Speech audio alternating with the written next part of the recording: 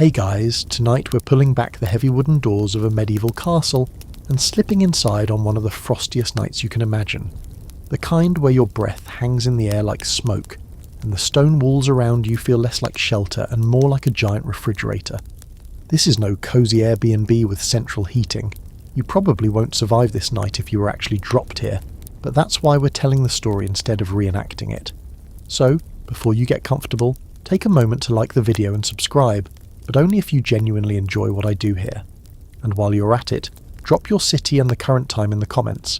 I love seeing where everyone is listening from. It makes this little late night time machine feel less lonely. Now dim the lights, maybe turn on a fan for that soft background hum, and let's ease into tonight's journey together. You step into the corridor of the keep, boots echoing on stone. Instantly the cold wraps around you. Not a modern winter chill, the kind you fix with a fleece blanket, but a deeper cold that seeps into your skin. Castles are designed for defence, not comfort. Their thick walls, while perfect for keeping out arrows and siege engines, are also perfect for locking in the icy damp of winter. If you imagine curling up against a stone wall thinking it might be like resting against a cool basement in summer, you're in for disappointment. These stones hold onto the winter cold and breathe it into your chamber like a stubborn ghost. This first scene is a reality check. Knights didn't glide into feather-stuffed luxury. Sure, the nobility could afford tapestries, heavy furs, maybe even down bedding imported from far-off lands, but underneath it all the same drafty architecture mocked them. Tiny arrow slits acted like nature's air conditioners, permanently open vents that whistled cold wind directly into the chambers. You might try covering the openings with cloth or wood, but air found its way in anyway, and you can forget glass windows, not yet. You've got wooden shutters at best, rattling all night as if the wind is trying to play percussion in the hallway. A quirky little fact. Some chroniclers mention that people actually liked the bracing cold, believing it made the body tougher. There are tales of men who claim they slept better after the castle had been aired out. Whether or not this was bravado is up for debate, because let's be honest, nobody prefers frostbite to comfort. But you'll find echoes of this idea centuries later, when parents told their children to sleep with the window open for good health, even in winter. Cold has always been dressed up as character building. Historians, though, still argue about just how frigid these interiors got. Some say tapestries and fireplaces gave noble bedrooms a certain coziness, while others insist you could see your breath indoors throughout the season. The truth is probably somewhere in between, depending on wealth, castle design, and whether servants had kept the fire alive all night. But if you've ever stood in an unheated stone church on a January morning, you already have a hint of what knights faced. Imagine yourself now inside one of those private chambers. A single torch flickers on the wall, casting shadows across carved wooden furniture. The rush mats on the floor crunch underfoot, releasing a faint scent of herbs, lavender or sweet flag, meant to mask the less glamorous odours of medieval life. Your cloak clings to you, stiff with frost, and the sound of the winter wind claws at the shutters. This is the world a knight had to prepare for before crawling into bed. And about that bed, it's not the king-size luxury mattress your brain might imagine. It's raised, yes, and often large enough to hold more than one sleeper. Its frame is sturdy oak, creaking faintly when you lean on it. Ropes crisscross underneath to support a straw mattress, which sags if the ropes aren't regularly tightened. The straw itself is replaced when it becomes infested with bugs, but let's just say the timeline for that wasn't daily, or even monthly. Over this base might lie a feather-stuffed bag if you're lucky, topped with blankets of wool or fur. You pile everything on because the enemy here is not an army outside the walls, it's the icy air waiting to steal your warmth as soon as you stop moving. Take a moment to picture the sensory layers. You press a hand against the wall, stone so cold it makes your skin tingle. You draw your cloak tighter, your breath fogging in the dim light. The smell of smoke from the fireplace lingers in the chamber, mingled with the earthy scent of damp straw. Outside the room, faint echoes carry down the hall, the bark of a dog, the shuffle of a guard changing post. Inside, the only real comfort is knowing you have at least a chance at a bed, while many peasants outside the castle will spend the night on simple pallets or bare floors, warmed only by livestock nearby. There's a small comfort in ritual. Before lying down, a knight might cross himself, whisper a prayer to St. George or St. Michael, hoping for protection through the night. Not just protection from the cold, but from things believed to prowl the darkness: spirits, demons, restless souls. If you're already half shivering, half convinced that some ghost could slip in through the drafty shutters, the prayer doesn't just soothe your spirit, it's a mental blanket. So tonight, as you pull those imagined furs over yourself, you feel the paradox of a medieval castle bedroom, both luxurious and hostile, both protective fortress and icebox. This is only the beginning, the first layer of how a knight survived those brutal nights. From here, we'll dig into the bedding itself, the little tricks that meant the difference between shivering awake and drifting into uneasy, frost-nipped dreams. You've settled into that first impression of the castle's icy breath, and now it's time to peel back the layers, literally. Because a night's survival on the coldest nights didn't depend on one miracle invention, but on a kind of bedding sandwich. Think of it like medieval lasagna: straw, feathers, wool, and fur stacked up until you had something between you and hypothermia. At the base was the straw mattress, called a pallet. Imagine a long sack stuffed with dried straw, changed out maybe twice a year if you were lucky. Over time it compacted, grew lumpy, and inevitably collected a few unwelcome guests like lice or fleas. People sometimes added dried herbs into the mix: lavender, sage, even wormwood, to repel bugs and sweeten the smell. If you've ever camped on a thin sleeping pad over rough ground, you know the feeling. It cushioned you from the wooden frame beneath, but not by much. And when the straw grew flat, you felt every knot in the rope lattice that supported the bed. Sleep tight, as the phrase supposedly comes from, was about those ropes needing to be tightened, otherwise you sagged right through the frame. But if you were higher up the social ladder, say a knight, rather than a common squire, you might get another layer, the feather bed. Picture a giant fabric sack stuffed with goose or duck down.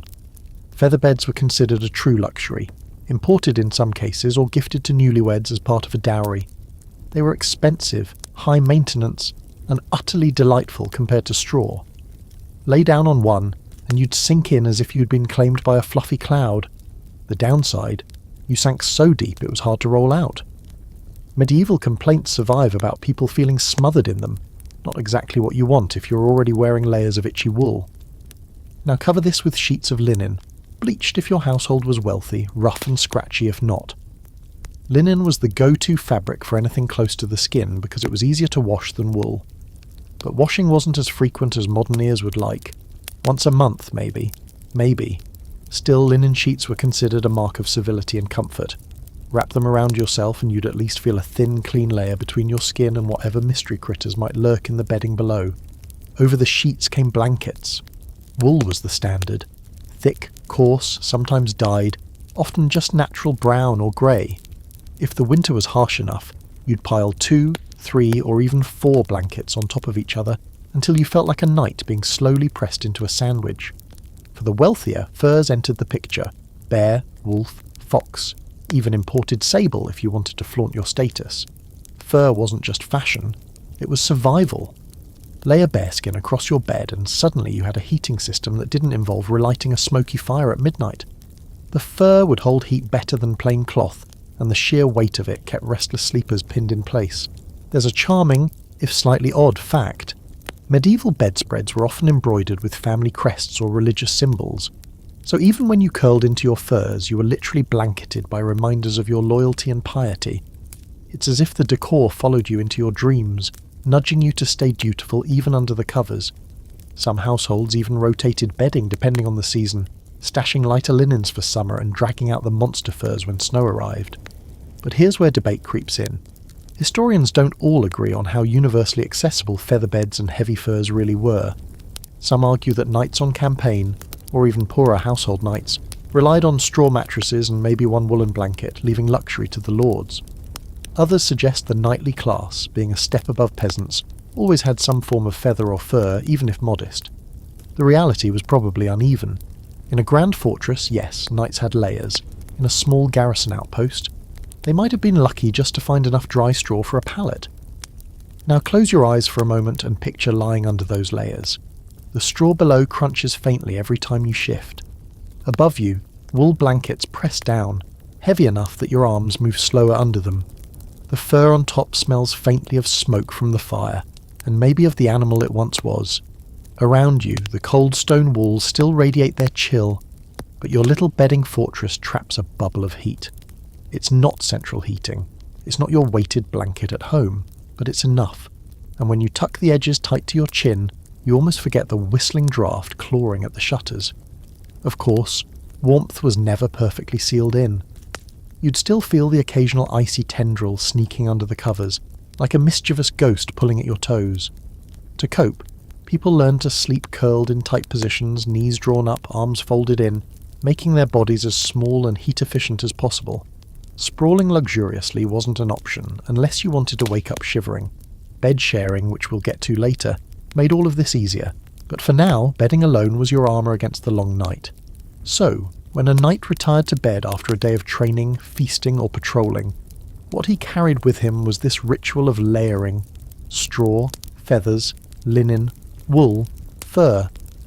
Each step turned a hostile stone chamber into something survivable, and tomorrow we'll see how the body itself, plus maybe another body beside it, added the final and most surprising insulation system. Now that you're cocooned under those layers of straw, feathers and fur, let's peel back one more detail. What exactly were you wearing to bed? Because if you think knights just stripped down to their underwear and slipped between the sheets, that's the wrong era. Sleeping attire in the Middle Ages was all about practicality, scratchiness, and a little bit of superstition. The foundation of it all was linen. Linen chemises, nightshirts, or simple tunics were the go-to sleepwear for men and women alike. They were long, reaching almost to the ankles with loose sleeves that let you move freely. Linen had the advantage of being breathable, and, compared to wool, much easier to launder. But don't imagine silky pyjamas or modern cotton comfort.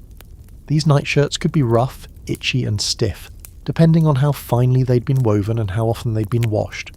Still, in a world without showers or laundry machines, simply changing into a cleanish linen shirt at night was a form of hygiene and a small luxury.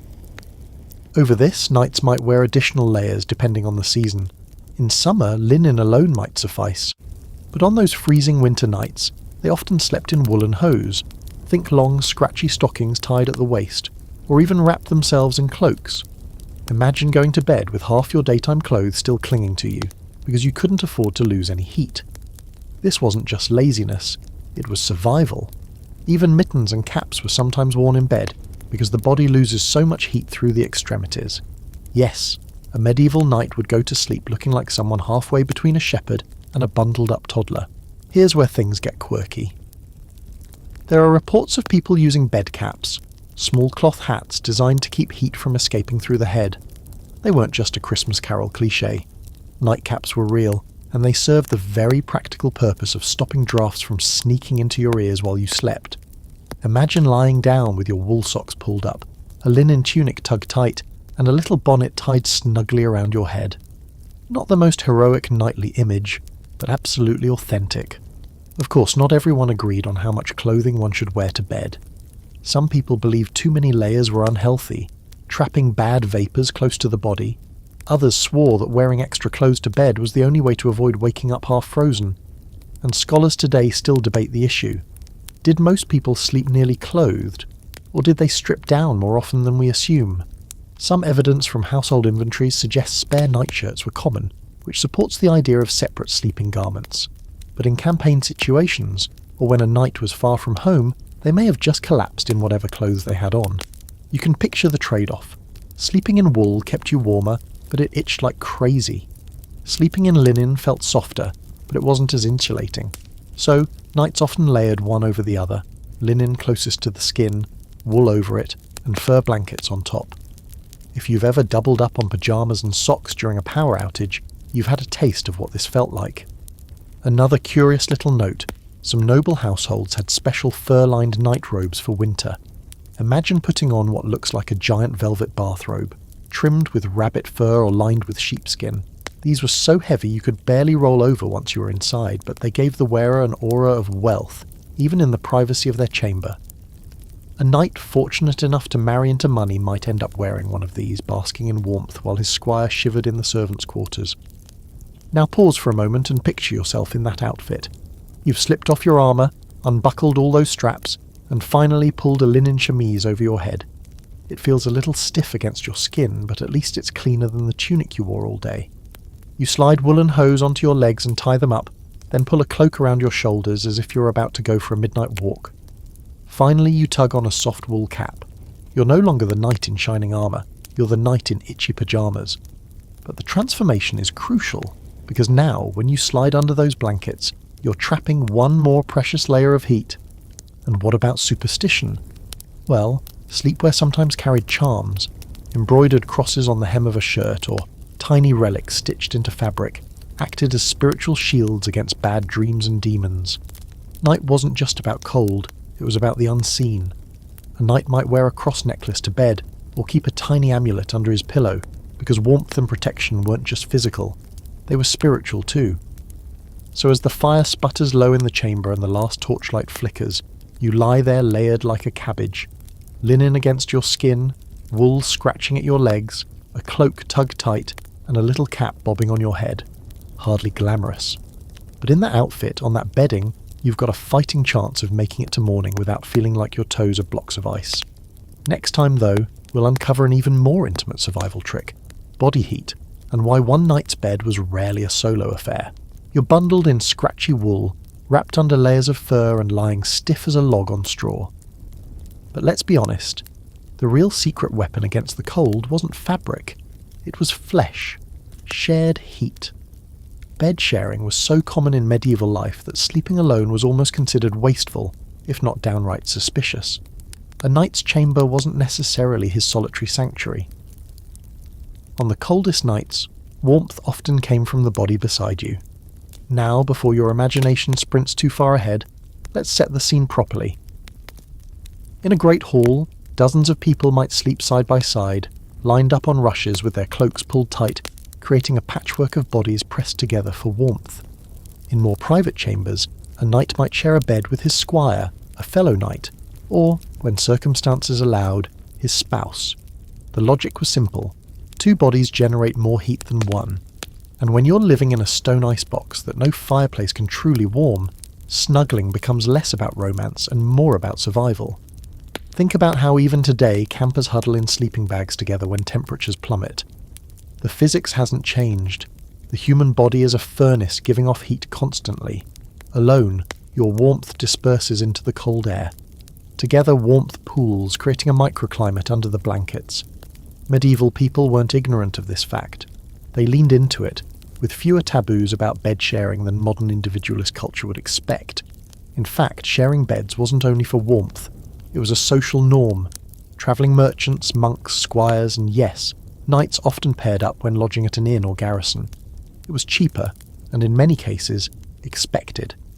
Records describe nobles hosting guests and tucking them into bed right beside them, no raised eyebrows included. Today, we might reserve such closeness for family or partners. In the Middle Ages, it was just what you did. Here's a quirky fact that always makes people grin.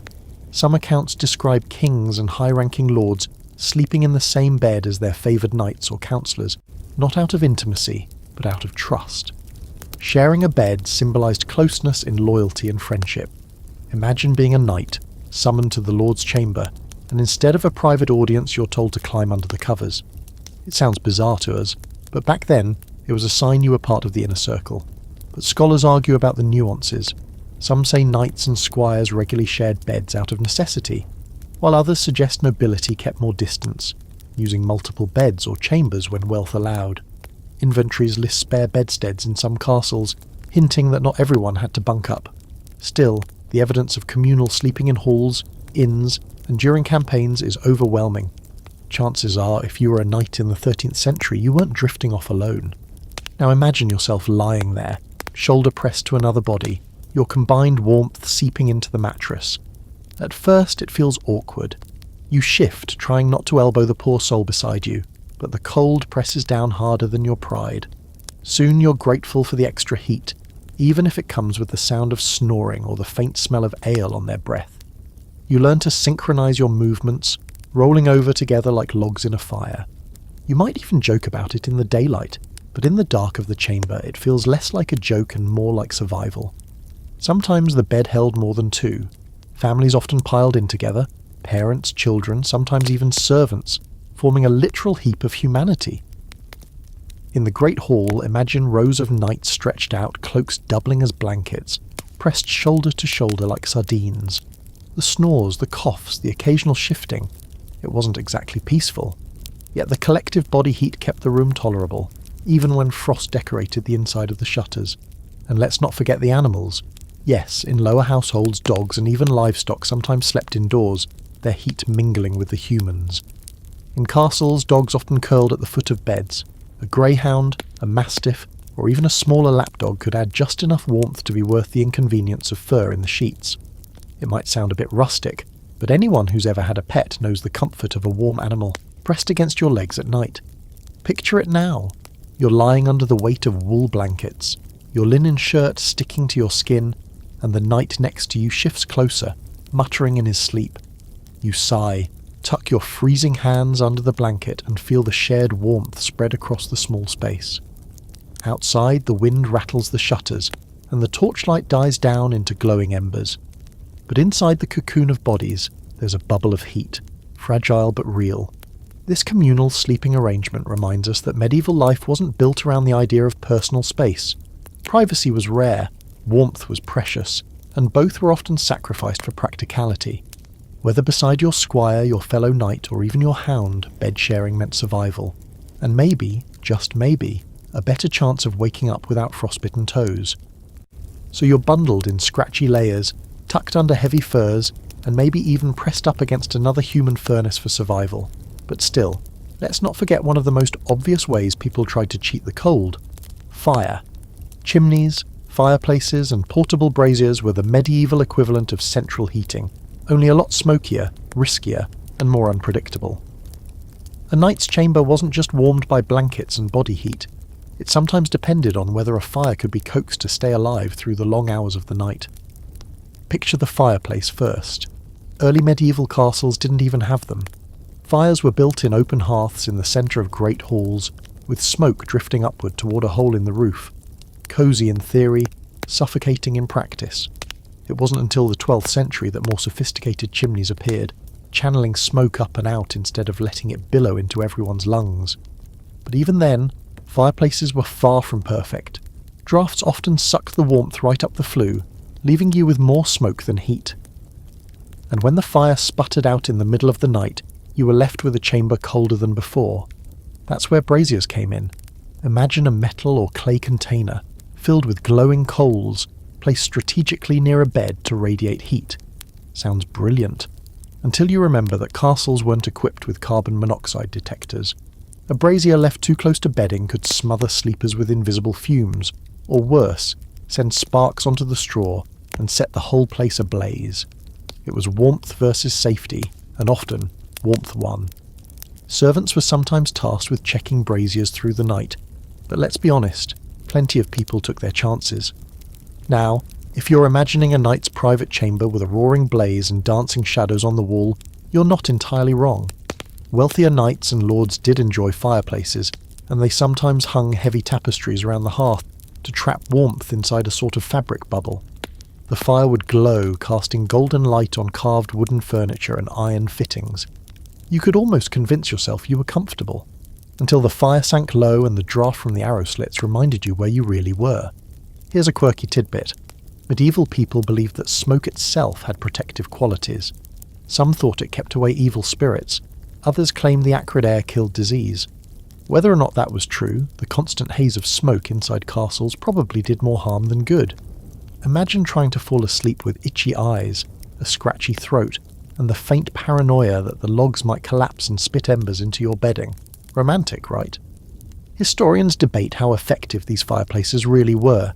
Some argue that a well-built hearth could heat a chamber significantly, especially when combined with tapestries, carpets, and a canopy bed to trap warmth.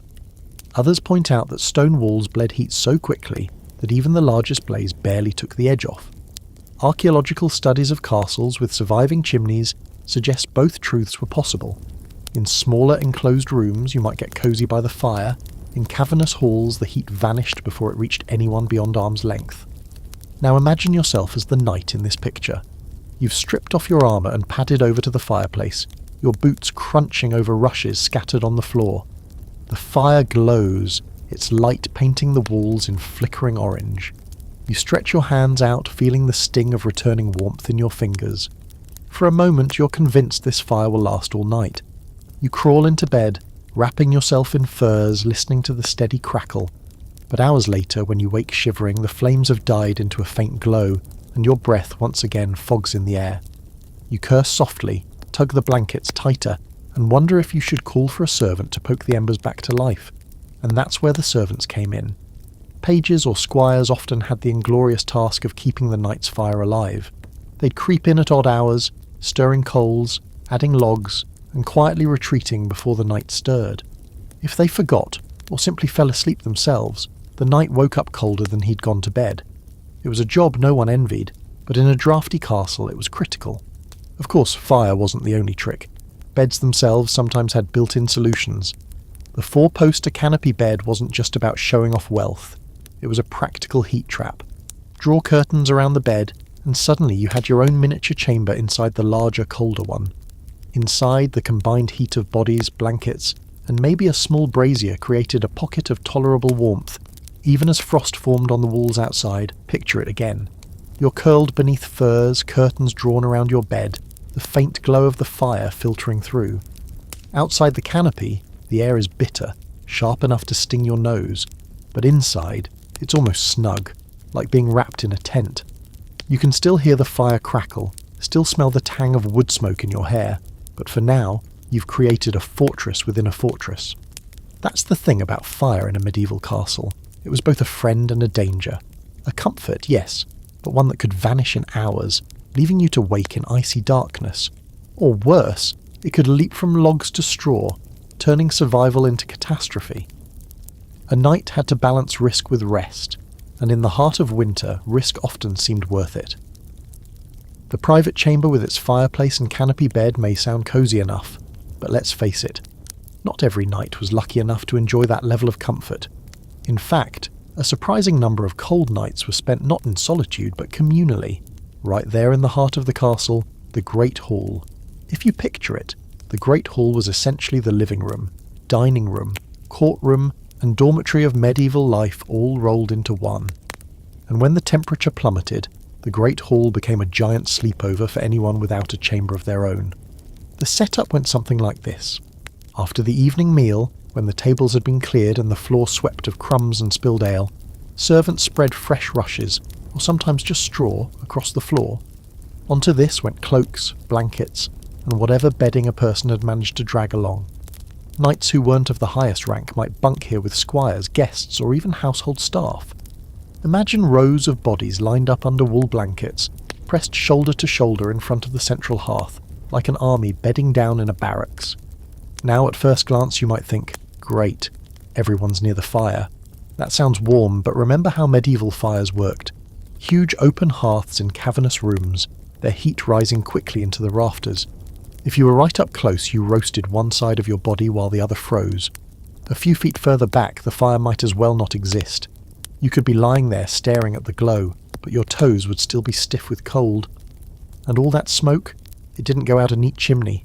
It lingered, curling up toward the high beams, seeping into your hair, your blankets, your lungs. Falling asleep in the Great Hall meant waking up smelling like a smoked ham. Here's a fun, slightly odd fact. People sometimes scattered fragrant herbs like lavender, thyme, or rushes mixed with mint across the hall floor before everyone lay down. It wasn't just to freshen the air, it was also believed to discourage fleas, lice, and even evil spirits.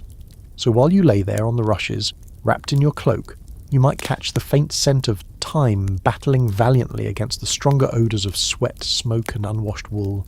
A medieval version of Febreze, if you will. Of course, not everyone thought the Great Hall was a good sleeping arrangement. Some scholars argue that knights, being of higher status, usually had small chambers of their own, or shared quarters with fewer people. Others point to records and illustrations showing warriors lined up like sardines on campaign or in a lord's hall. The truth likely varied depending on wealth, rank, and circumstance. But there's little doubt that communal sleeping was common, privacy was rare, warmth was the priority. Imagine yourself now in that great hall. You've rolled out your bedding, a rough blanket, maybe a thin feather mattress if you've carried one. Around you, other knights are settling in. the clatter of swords and shields being set aside echoing off the stone. You hear murmurs of conversation, the occasional burst of laughter, the bark of a hound nosing its way between sleepers in search of scraps. The fire flickers in the centre, throwing shadows up onto the high timbered ceiling. Slowly the chatter fades, replaced by snores and the occasional cough. You curl in tighter, trying to ignore the draught sneaking under the heavy oak doors. The Great Hall had its advantages, though. There was safety in numbers, band together with your fellow knights, and the warmth wasn't just physical, it was psychological. You weren't alone in the freezing dark. You were part of a brotherhood, enduring the cold together, and if danger struck in the night, you were already gathered in one place, your weapons close at hand. There's a reason the word companionship comes from sharing bread and by extension sharing space. In the medieval hall, companionship extended to sharing the cold night too. Still, it wasn't exactly restful. Imagine trying to drift off while the knight 2 feet away snores like a sawmill, another mutters in his sleep, and someone in the corner is retching up too much ale from the feast. You'd roll over, tug the blanket tighter, and remind yourself that at least you weren't outside with the peasants, whose huts offered even less insulation than the stone walls around you. This was luxury in its way. And yet, even in this communal arrangement, there were little gradations of comfort. The closer you were to the hearth, the better. Higher-ranking knights or honoured guests often claimed those coveted spots. Further out, you might be stuck with a drafty corner or a patch of rushes still damp from last week's rain. Your bedmate could be a loyal squire, or the castle hound, who insisted on curling right against your legs whether you wanted him there or not. So the Great Hall became a paradox. Part dormitory, part barracks, part sauna, part refrigerator.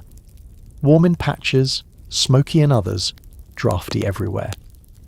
But in the context of medieval life, it was normal, even comforting. For a night, sleeping shoulder to shoulder with comrades wasn't just about keeping warm. It was about reinforcing the bonds of loyalty, endurance, and shared hardship that defined the knightly world. Now let's shift the focus from the knight himself to the invisible workforce that made his knight survivable. The servants, squires, and pages who work behind the scenes to keep the chamber warm and the bedding in place. Because no matter how brave or skilled a knight was in battle, when it came to winter nights in a castle, he was utterly dependent on the small army of attendants whose job was, frankly, to keep him from freezing his armoured behind off. Start with the fire. As we touched on earlier, that fireplace wasn't self-sustaining. Once the knight retreated to bed, it was usually a page's job to creep in periodically and stoke the flames. Imagine being that poor boy, no more than 12 or 13 years old, tiptoeing across the rush-covered floor with an armload of logs, trying not to wake his master. He'd crouch by the hearth, poke the embers, maybe add kindling, then slip away again like a shadow. If he forgot, or if the wind sucked the fire down to ashes, the knight would wake in a chamber as frigid as the courtyard. And rest assured, the page would hear about it in the morning. Then there was the bedding. Beds had to be shaken out, sheets tucked, furs laid properly, and the ropes beneath tightened. Sometimes daily, sometimes weekly, depending on how particular the household was. Squires might be tasked with turning the straw mattress so that it didn't become a nest of lice. Some households even scented the sheets with herbs, stuffing lavender or dried rosemary between the layers, not for luxury, but for pest control.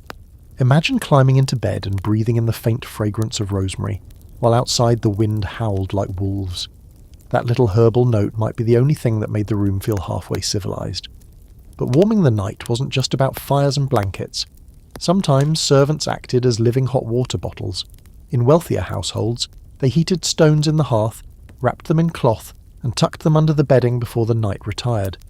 But in other cases, squires literally warmed the bed with their own bodies. They'd lie in it for an hour before the night came in, heating up the straw and linens with their body heat, then slip out quietly when their master was ready. Can you picture it? You're a knight. You stride into your chamber after a long day, and your squire has just vacated your bed. Warm, toasty, already waiting for you. No electric blanket could compare. Here's a quirky little fact. In some records we find evidence of warming pans. Metal pans filled with glowing coals that were slid between the sheets. It sounds ingenious, but also incredibly dangerous. Spark, smoke and sheets don't mix well. The servants using them had to keep the pan moving constantly, otherwise the bedding could scorch or catch fire. Talk about job hazards.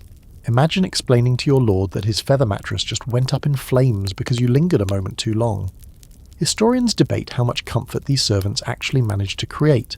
Some argue that with diligent fire tending, heavy curtains, and warming tricks, a knight's chamber could be reasonably snug even in deep winter. Others counter that the sheer volume of stonework and the endless drafts made true warmth nearly impossible, no matter how many squires scurried around with hot stones and coal pans. The truth probably lies in the middle. It was survivable, not comfortable, and the difference between the two often depended on whether the servants had done their jobs right.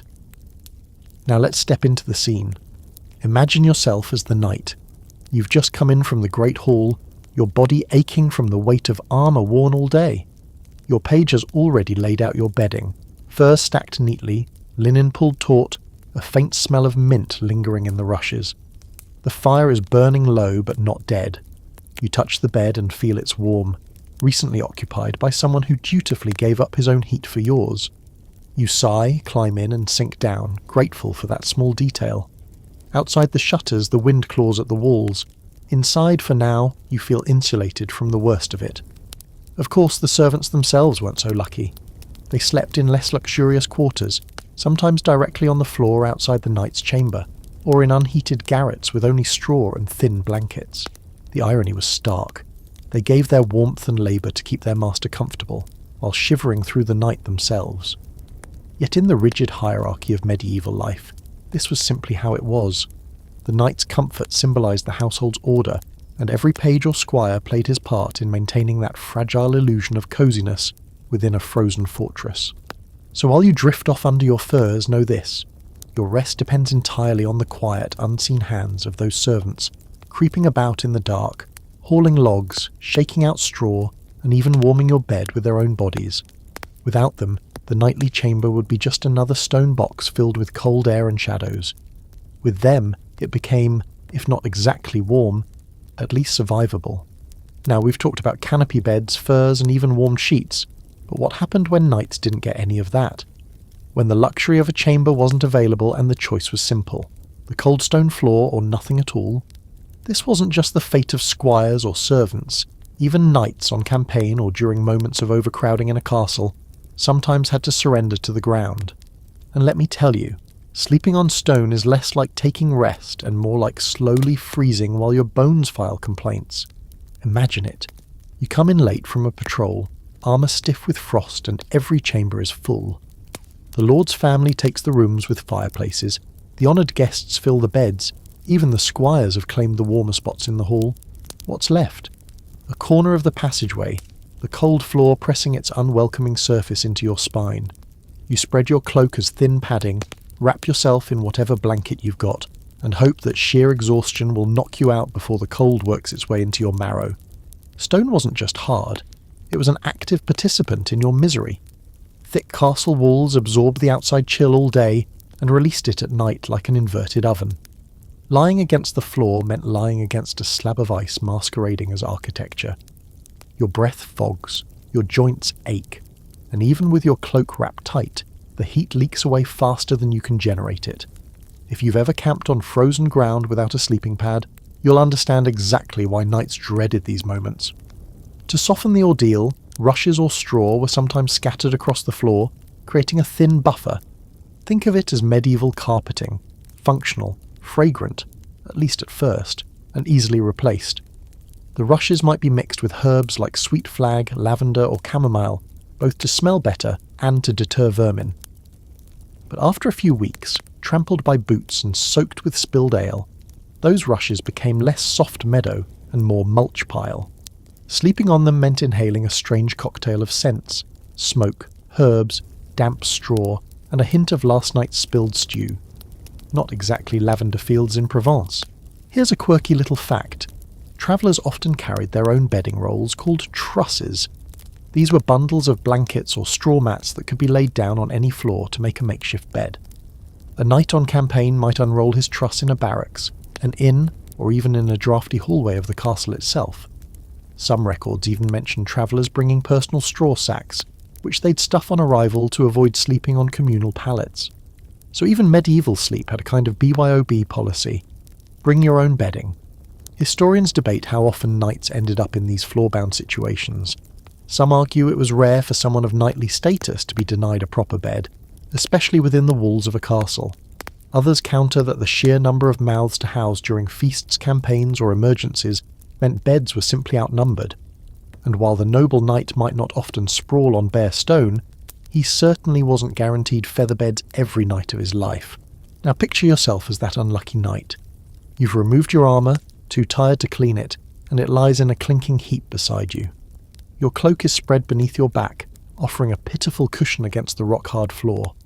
The chill seeps upward, relentless. You curl tighter, trying to conserve heat, your knees pulled into your chest. Around you, the hall echoes with the sound of others breathing, snoring and shifting. Somewhere in the dark, a rat skitters, brushing against the rushes. You tuck the blanket over your head, hoping the morning comes quickly, and yet there was a strange kind of resilience built into this discomfort. Knights were trained to endure hardship, cold floors, sleepless nights, aching muscles. Sleeping rough was part of the job description, especially on campaign. It was a reminder that knighthood wasn't just glory in tournaments, it was also the humbler reality of aching hips and drafty corners. Maybe that's why so much of chivalric literature dwells on endurance. To be a knight meant accepting the stone floor as readily as the banquet table. So while some nights meant sinking into featherbeds and fur canopies, others meant curling into a cloak on rushes, listening to the floor steal your warmth inch by inch. In a castle, survival meant adaptation, and knights, hardened as they were, learned to drift into sleep even when comfort was a stranger. By now you've got a sense of the bedding, the fires, even the unlucky nights spent on stone. But let's dim the scene a little more, because there's one detail we haven't lingered on: the light. Or rather, the shadows that came with it. Imagine a medieval night without electricity, without LEDs, without even kerosene lamps. Darkness here was absolute, the kind that pressed against your skin, and when light appeared, whether from candles, torches, or the embers of a fire, it wasn't steady, it was flickering, shifting, almost alive. For a knight trying to sleep, that half-light shaped the entire experience of the night. Candles were the main source, though not the neat dripless ones you buy at a modern store. Medieval candles were made of tallow, rendered animal fat. They smoked, they stank faintly of meat, and they dripped unevenly, leaving hardened blobs of wax on whatever surface they sat upon. Wealthier households sometimes splurged on beeswax candles, which burned cleaner and smelled faintly sweet, almost like honey. But even those were expensive, often saved for chapels or banquets. If you were a knight winding down at bedtime, odds were the light beside you was a greasy tallow candle sputtering in an iron holder. The problem wasn't just the smell. Candlelight shifted constantly, shadows dancing across the walls like restless spirits. Imagine lying in bed, trying to sleep, while the shadows stretched and shrank, bending into shapes your tired brain insisted looked like figures creeping across the chamber. You tell yourself it's nothing, the flicker of the wick, the smoke drifting upward, but it's easy to see why medieval people associated nighttime with demons and ghosts. The light itself seemed to encourage imagination to run wild. And then there was fire safety, or to be blunt, the lack of it. A candle knocked over could turn your bed into an inferno in minutes, especially with straw mattresses and fur blankets. Servants were sometimes tasked with snuffing out every flame before the household slept, but not everyone was diligent. Some people insisted on keeping a small light burning all night, believing it kept evil at bay. Others argued that leaving a candle burning was inviting disaster. It's one of those points of debate that still echoes in history. Was a knight's chamber safer in darkness, or with a risky flame left sputtering beside him? Here's a quirky fact. Medieval people often made use of rushlights, strips of dried rush plants dipped in fat, then lit like primitive candles. They were cheap, easy to make, and burned quickly, sometimes only lasting half an hour. Not exactly ideal for pulling an all-nighter, but handy for short bursts of light. Imagine your squire lighting a rushlight to help you unbuckle armour, only for the flame to gutter out before he's finished. Annoying, yes, but part of daily life. Scholars still debate just how much light a knight's chamber really had during the night. Some accounts suggest a single candle or torch was the norm, enough to create a glow, but not enough to truly illuminate the room. Others argue that wealthier castles with better supplies of beeswax and oil could afford multiple lights, creating a chamber that flickered like a chapel. But most agree, medieval darkness was deeper and heavier than what we know today, and a knight lying in bed would have been far more aware of every shadow, every movement, every whisper of wind. Now close your eyes and step into that chamber. You're lying under furs, the fire reduced to glowing embers. A single candle still burns, its light shivering against the stone walls. The bed curtains sway faintly in the draught, shadows dancing like figures just beyond reach. Every creak of wood sounds louder, every gust of wind feels like a hand brushing against the shutter. You pull the covers tighter and tell yourself it's nothing, but your eyes keep darting to the corner where the shadows seem thicker. The candle sputters, threatening to go out, and your heart quickens. And yet, there's something comforting too. The faint golden glow gives shape to the world, preventing the utter blindness of total night. The warmth of the embers flickers faintly, reminding you that you're not abandoned to the cold. You murmur a prayer, close your eyes, and will yourself to trust in the light, however small. Because here, in the medieval night, even a single candle feels like a shield. So while bedding and servants kept the body warm, it was candlelight and firelight that kept the mind steady. The night's rest wasn't just about escaping the cold, it was about navigating a world of shadows, where every flicker of flame could be either a comfort or a threat. And sometimes that fragile glow was the only thing standing between peaceful sleep and restless fear. You've got your bedding layered, your fire sputtering, and your candle trembling against the shadows. But now we arrive at a question you probably haven't asked. How exactly did knights position themselves when they finally lay down? It might sound obvious. You lie flat, pull the covers up, drift into dreamland. But in the Middle Ages, sleep wasn't always so straightforward. Ideas about posture, health, and even the symbolism of lying flat played into how a knight arranged his body in bed. The most common image we hold, someone stretched out on their back like a corpse, isn't actually what most medieval sleepers did. For one, lying perfectly flat was sometimes associated with death.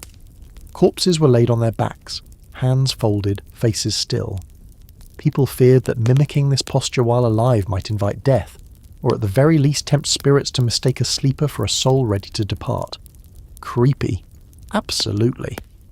So knights, like most people of their time, often slept curled on their side, knees drawn up, hands tucked close to the chest, more like a fetus than a statue. But there's another wrinkle here. Some people actually believed it was healthier to sleep upright, or at least partially propped up. Beds were sometimes angled with bolsters or pillows that kept the upper body raised. The logic was medical, based on the theory of humours. Lying flat, doctors argued, could let bad vapours pool in the body, causing illness or suffocation.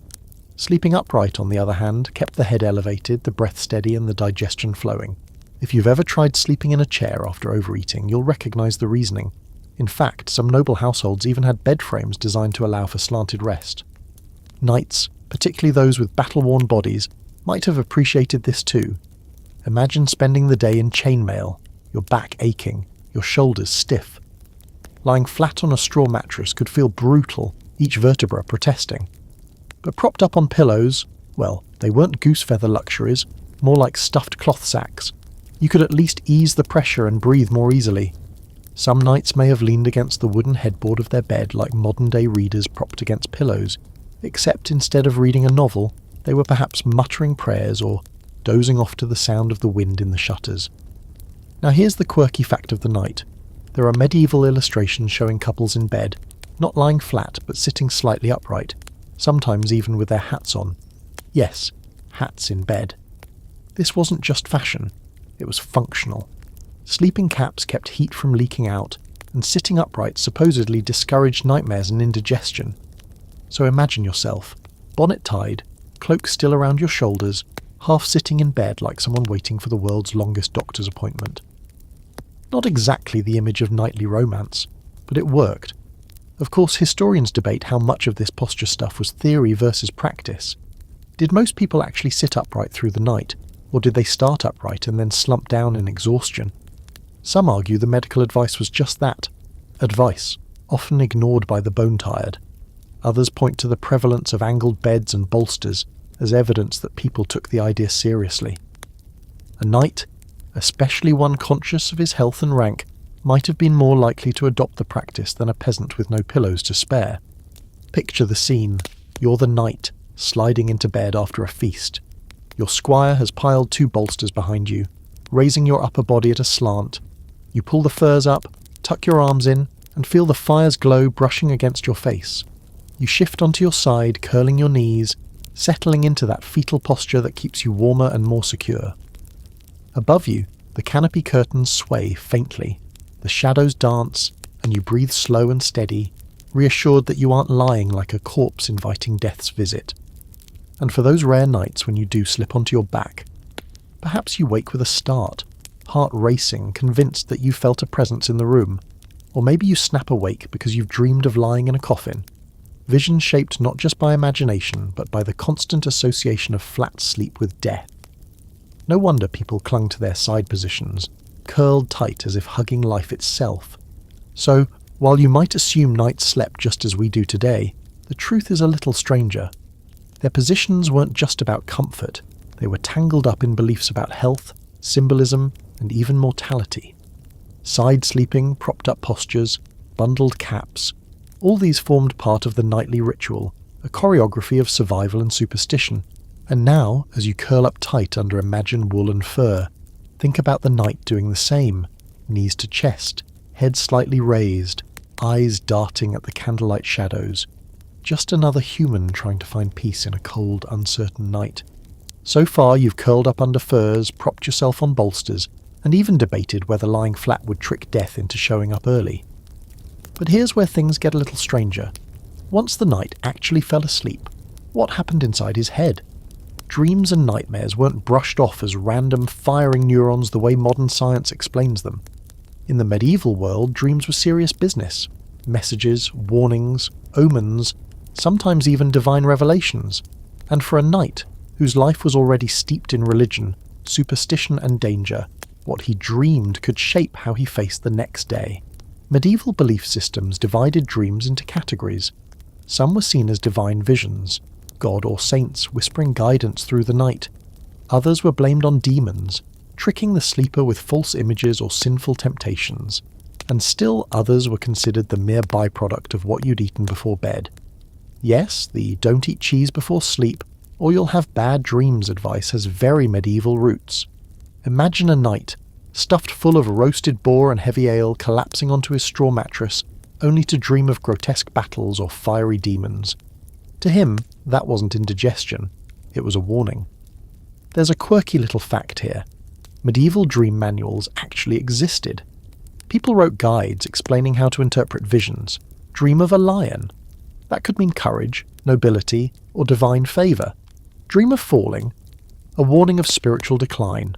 Dream of water. It might symbolise purity, or danger, depending on how muddy the water looked. Knights and nobles who were literate, or had chaplains nearby to do the reading, could consult these guides, treating their dreams almost like coded letters from the beyond. But scholars still debate how widespread these dream beliefs really were among everyday knights. Some argue that only the most educated circles truly indulged in detailed dream interpretation, while others suggest the ideas filtered down through sermons, folklore, and casual storytelling.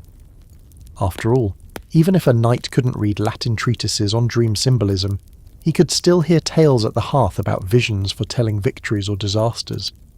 It's easy to imagine a knight whispering his dream to a squire in the morning, half joking, half serious, wondering if it meant something for the coming campaign. Now put yourself in that bed again. You're curled under blankets, head heavy, the last flicker of candlelight fading into dark. Your mind drifts. At first it's simple images, the sound of clashing steel, the warmth of the fire, the echo of laughter from the feast. But soon the dream sharpens. You see yourself on horseback riding into mist.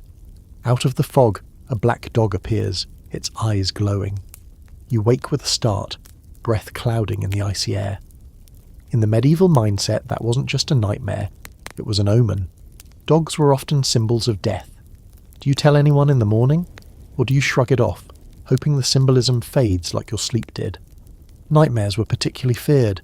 People believed they weren't just the mind's invention, but sometimes actual spirits pressing down on a sleeper's chest.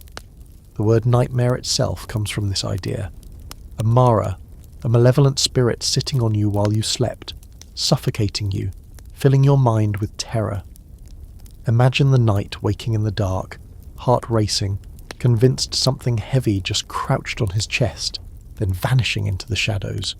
Today we call that sleep paralysis. Back then it was a demon paying a visit. Not all dreams were frightening though. Some were comforting, believed to be visions of departed loved ones or saints offering protection.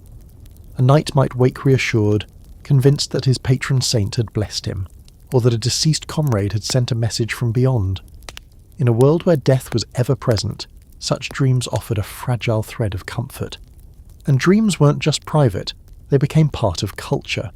Chivalric romances, those epic stories of knights and quests, often included dream sequences where heroes saw symbols of their destiny. A knight steeped in those tales couldn't help but measure his own dreams against the ones sung by troubadours. Was that vision of a tower crumbling just nonsense? Or was it a sign that the lord he served would soon fall? In the candlelit dawn, with breath still fogging in the chamber, such questions felt very real. So as you imagine yourself sinking into medieval sleep, remember, the knight didn't wake brushing off his dreams as random nonsense. He woke pondering their meaning, maybe whispering a prayer, maybe carrying a quiet unease through his morning routine. The cold stone walls weren't the only weight pressing in on him. The unseen world of dreams and nightmares carried its own chill. Dreams may have shaken the knight in his sleep, but what he did before lying down mattered just as much. In the medieval mind, nighttime wasn't simply a pause between days. It was a vulnerable crossing, a time when the soul was as exposed as the body. So before crawling into bed, many knights followed small rituals, weaving together religion, superstition and habit, in the hope of keeping both frost and fear at bay. The most obvious was prayer. Picture the knight kneeling at the side of his bed, hands clasped, whispering a Paternoster or Ave Maria. He wasn't just asking for warmth, he was asking for protection. Medieval people firmly believed that night was when evil spirits prowled, when demons were most likely to slip through cracks in the walls or creep in through dreams. A prayer to St. Michael, the great warrior angel, or St. George, the dragon slayer, felt like surrounding yourself with invisible guards before surrendering to unconsciousness. Then there were the blessings of objects. A knight might hang a small crucifix above his bed, or keep a relic tucked under his pillow. Relics could be anything from a sliver of saintly bone to a scrap of cloth said to have touched a holy figure. Superstitious? Absolutely. But in a drafty chamber full of shadows, having a holy object nearby was reassurance that no phantom would dare crawl into the bed curtains. Some knights even slept with rosaries tangled around their wrists, as if to anchor themselves to divine power in case dreams turned dark. Quirky little charms also crept into the nightly routine. Herbal sachets, lavender for calm, rosemary for protection, fennel to ward off witches, might be tucked near the pillow. Some households embroidered tiny crosses into the corners of bed linens, believing this would bar demons from slipping beneath the covers. Imagine lying down with your scratchy wool blanket, noticing that a servant has stitched a little red cross into the hem. It wasn't stylish, it was a spiritual lock. Of course, not everyone agreed on how much ritual was enough. Scholarly theologians warned against putting too much faith in charms, saying prayers and sacraments should be enough. But folklore had its stubborn power, and knights, despite their education, lived in a world where villagers told stories of spirits sitting on sleepers' chests, or witches stealing men's breath at night. The debate lingers among historians even now. Were knights strictly pious in their routines, or did they blend prayers with bits of old folk magic, hedging their bets in the cold dark? Now picture yourself again. You've shed your armour, your squire has drawn the bed curtains, and you kneel on the cold floorboards. The draught brushes against your face as you murmur prayers, breath fogging in the candlelight. You slide under the blankets, making sure the small cross around your neck lies flat against your chest. In the corner, a sachet of rosemary gives off its faint peppery scent. Your hand strays to the little relic beneath your pillow, a pebble said to come from Jerusalem. You exhale, comforted by the weight of ritual, and finally close your eyes. And sometimes the rituals weren't just for protection from spirits, they were for protection from the body itself. Physicians advise certain bedtime prayers and postures to encourage good sleep and keep the humours balanced.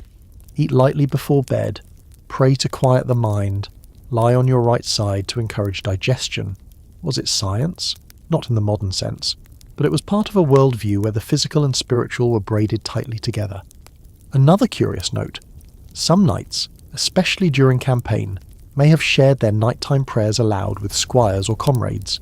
Imagine a group of armoured men, bedding down on straw in a drafty hall, each whispering a short blessing before pulling their cloaks tight.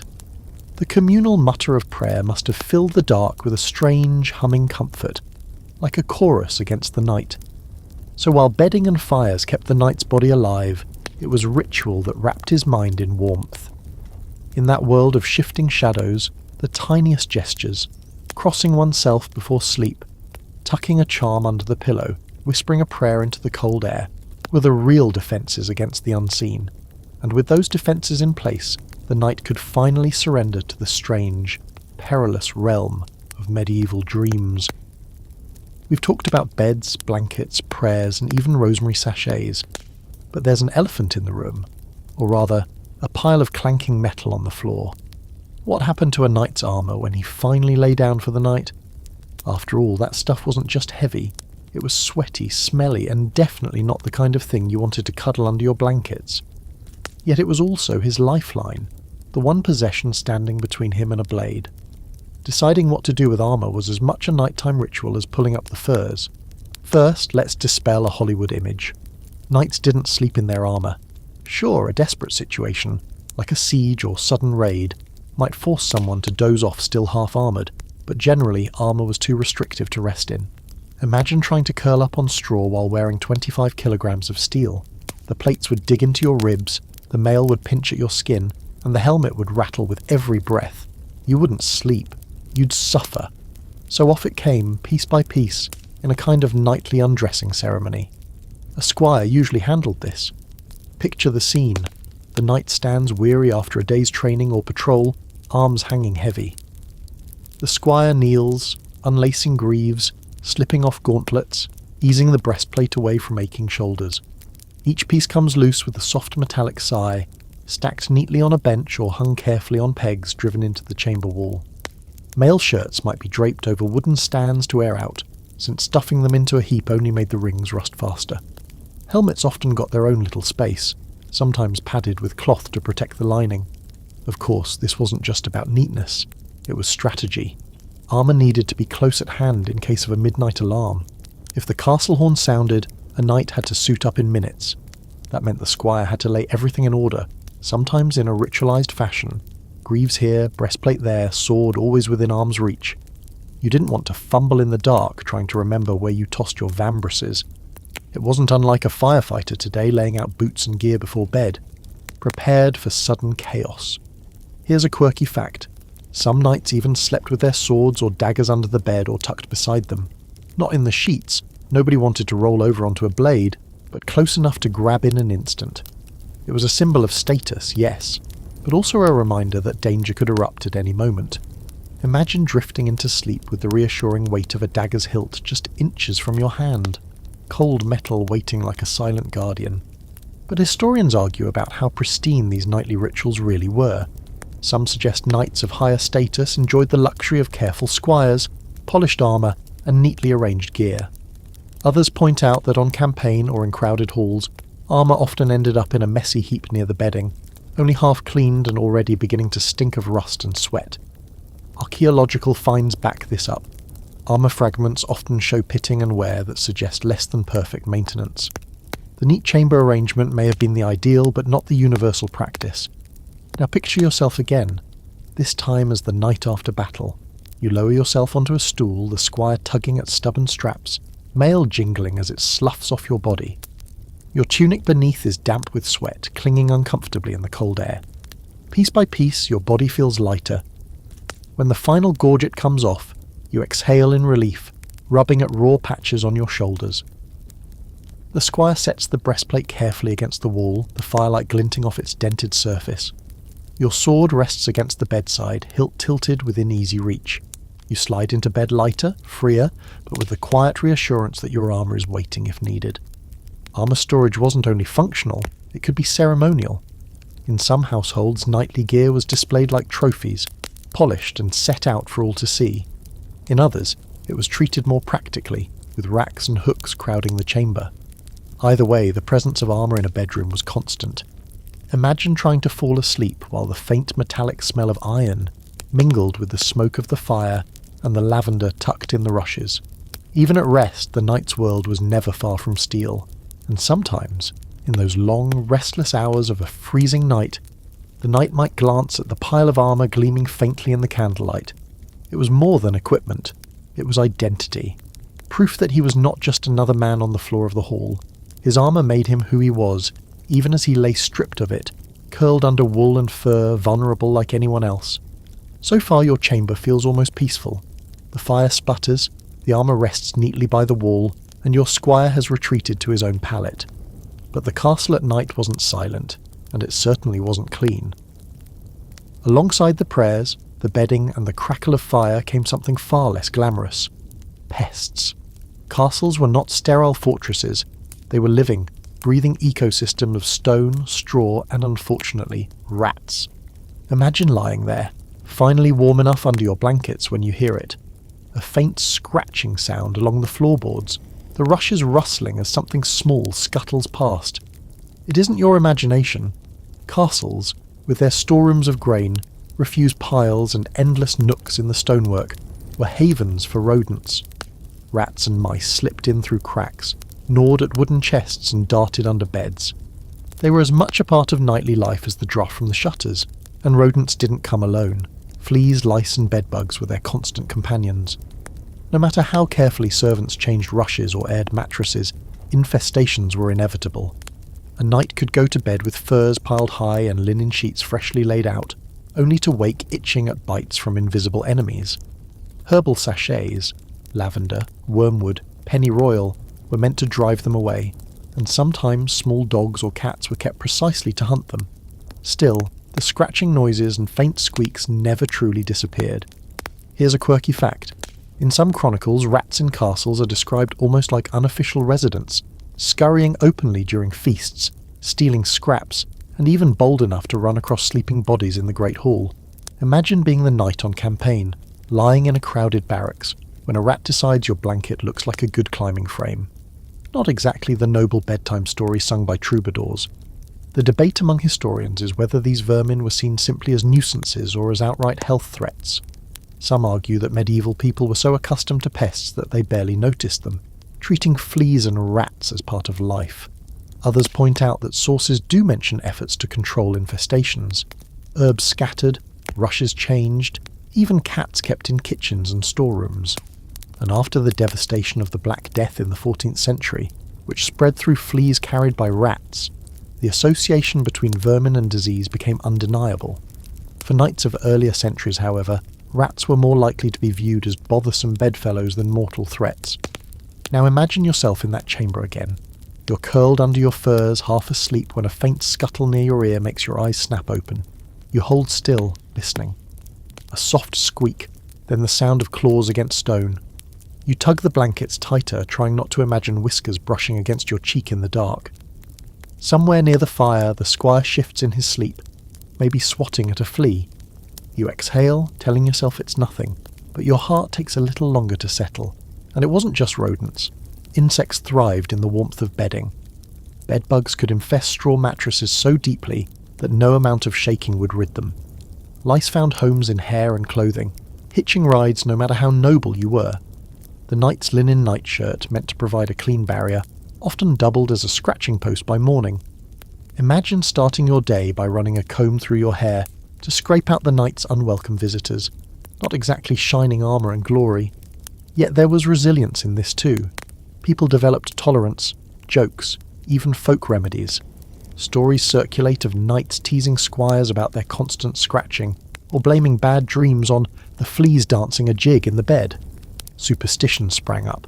Scratching noises at night could also be spirits, not rats. So best to say a prayer before cursing the sound.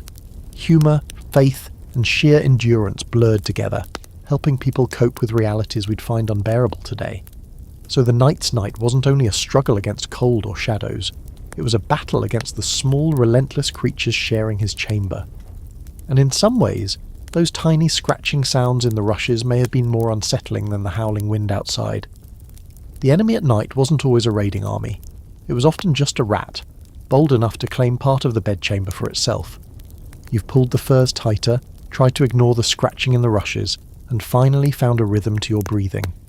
But sleep in a medieval castle was never completely private.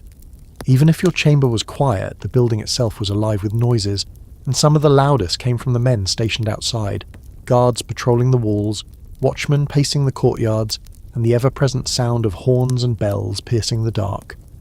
For a night, those sounds weren't just background. They were reminders that the world beyond the bed was never entirely safe. The night watch was one of the most important duties in a fortress. Guards took turns patrolling battlements, lanterns swinging, boots crunching on frost or snow. At regular intervals, they were required to call out, announce the hour, or sound a horn to prove they were awake. Imagine lying in your chamber, half asleep, when you hear a distant voice echo through the stone. "All's well!" Maybe it comforts you, proof that the walls are guarded, or maybe it reminds you of the very dangers that make such vigilance necessary. Either way, it pulls you halfway out of your dreams, and then there were the horns. If a watchman spotted something suspicious, shadows moving in the woods, the glint of steel in torchlight, he blew into a curved horn that blasted through the night. For a night in bed, that sound meant one thing: get up. No matter how warm you were, no matter how deep in sleep, the horn jolted you awake with the knowledge that you might have to be in armour within minutes.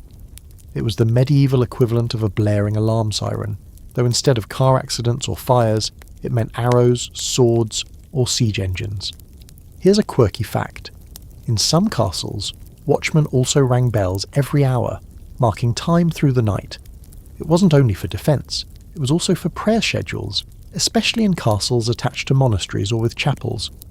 So you might find yourself drifting in and out of sleep, half dreaming, half listening to the toll of iron bells ringing through the icy darkness. To us it might feel like constant interruption. To them it was structure, reassurance, and the rhythm of life. Of course, historians debate how disruptive these sounds truly were. Some suggest knights, accustomed to the constant noise of communal living, barely noticed the calls and horns after a while, treating them like background noise. Others argue that the echoing architecture of castles made every sound thunderous, rattling through chambers and halls. A horn blast in the courtyard might have felt like it was right at your bedside. Perhaps the truth depends on where you slept. Deep inside a curtained bed in a private chamber, or sprawled in the great hall with nothing between you and the racket but a thin wool blanket. Now imagine yourself there. You've drifted into uneasy sleep, your knees curled tight under the blankets. Suddenly, a horn cuts through the night, so loud it vibrates in your chest.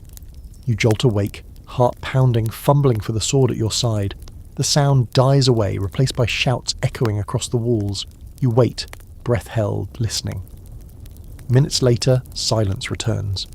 Maybe it was a false alarm, maybe not.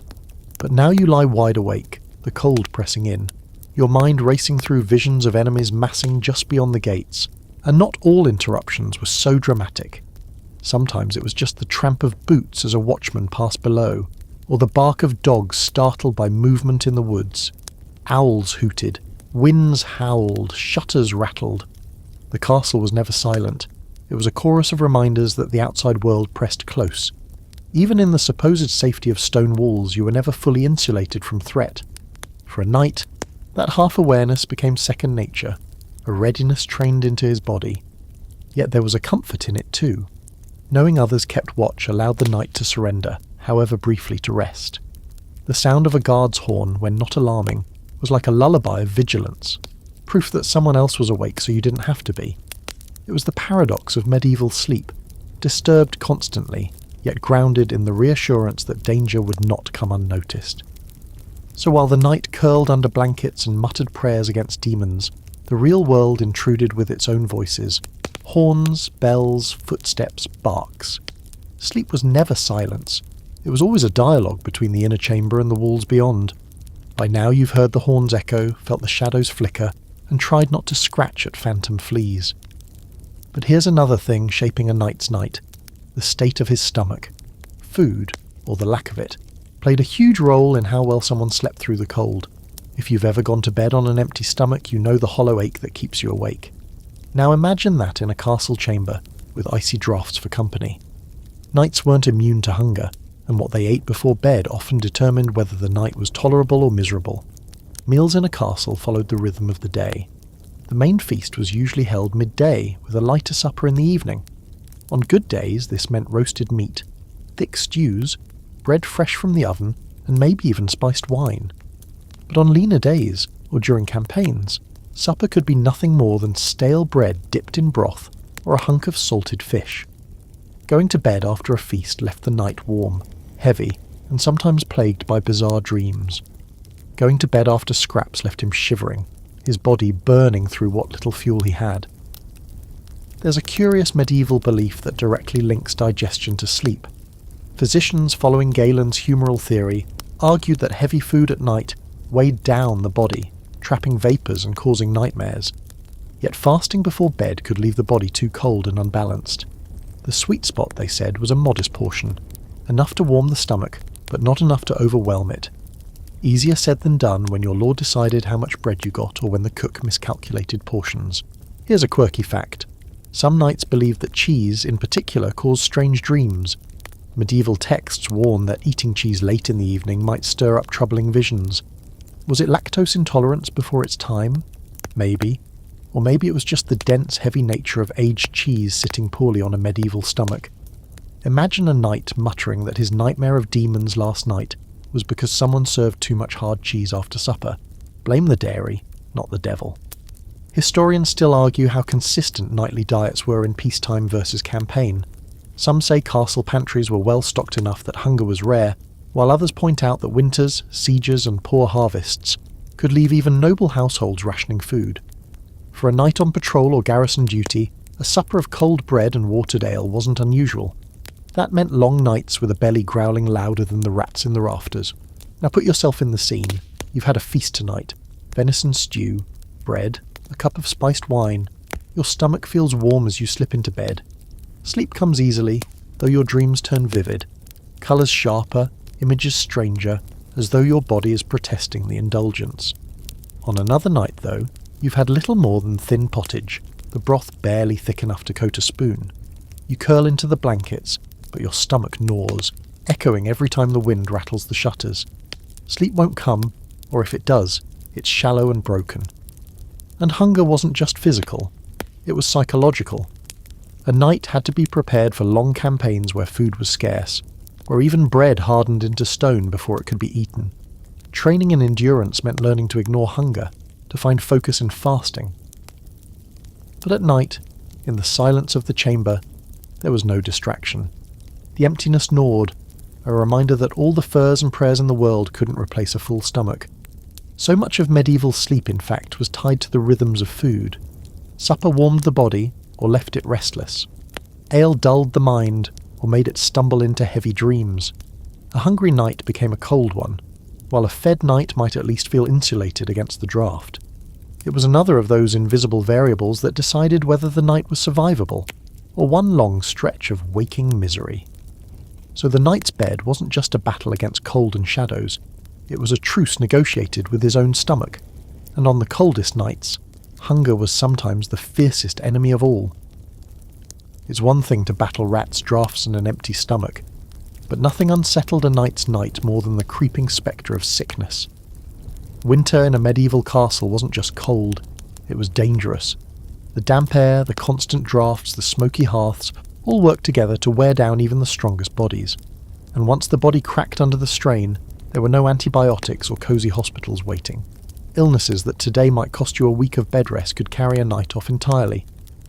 So when he climbed into bed on the coldest nights, he wasn't just fending off discomfort, he was fighting for his health. The most common threat was the chill itself. Pneumonia, fevers, chills, and catarrh, basically every cough and cold rolled into one, were frequent visitors in the winter months. Imagine lying down in a drafty chamber, the cold air cutting across your throat and chest, only to wake hours later wheezing with a cough that wouldn't quit. Physicians of the time believed that night air was especially dangerous, carrying miasmas that poisoned the body. That belief wasn't entirely wrong. Cold air and poor ventilation certainly did nothing to prevent infections. Then there were the smoky fires. We've already pictured those braziers and tallow candles filling the room with haze. Prolonged exposure meant irritated lungs, watery eyes, even chronic breathing problems. A knight might fall asleep comforted by the fire, only to wake hacking from smoke that clung to his blankets. In an age without inhalers, that cough could linger for months, wearing him down until his body was ripe for worse infections. Here's a quirky detail. Some medieval physicians actually recommended sleeping with onions or garlic nearby to purify the air and ward off illness. Imagine tucking into your bed curtains and finding a bulb of garlic dangling above your head like a vampire deterrent. Odd, maybe, but it spoke to a genuine fear that the unseen air itself was plotting against you. Historians debate just how much these illnesses shaped knightly life. Some argue that knights, used to outdoor training and hard living, developed resilience that let them shrug off colds and chills more easily than modern city dwellers. Others suggest the constant exposure, poor diet in winters, and lack of medical understanding left them far more vulnerable. Accounts of knights dying young, felled not by swords but by winter fevers, support the second view. The truth likely lies somewhere between. Toughness helped, but even the toughest knight couldn't outrun pneumonia in a drafty castle. Picture it for yourself. You're in bed, wrapped under furs, and yet you can't get warm. Your chest feels tight, every breath scratching your throat. The fire smoulders, filling the air with smoke, your eyes sting. You cough, trying not to wake the squire sleeping nearby. Each cough rattles your body, making you sweat despite the cold. You whisper a prayer, not just for warmth now, but for survival until dawn. Because you know that too many nights like this could turn into something far deadlier than a chilly draught. An illness didn't only strike the body, it haunted the mind. Medieval medicine taught that sickness could be caused by unbalanced humours, by sinful living, even by demons attacking the body at night. Imagine the guilt and fear layered over the physical misery. A knight coughing into his blanket might also whisper confessions, begging forgiveness just in case his sickness was punishment rather than chance. The weight of belief turned every fever into a spiritual crisis as much as a physical one. Yet amidst this fragility there was resilience. Some households used thick bed curtains, herbs scattered on the floor, or even woolen caps to keep sickness at bay. Hot drinks, mulled wine, spiced ale, or warm broth were given at bedtime to fight the cold from within. These comforts weren't cures, but they helped. They gave a knight something to hold on to in the face of an invisible enemy that slipped in with the frost. So when we imagine the medieval knight drifting off to sleep, we can't separate it from the lurking dread of illness. The stone walls promised safety from arrows and invaders, but they offered no defence against the slow, quiet danger of winter fevers. In the silence of the chamber, every cough echoed louder than the wind, reminding him that even the bravest warrior could be undone not by battle, but by the breath of the cold night itself.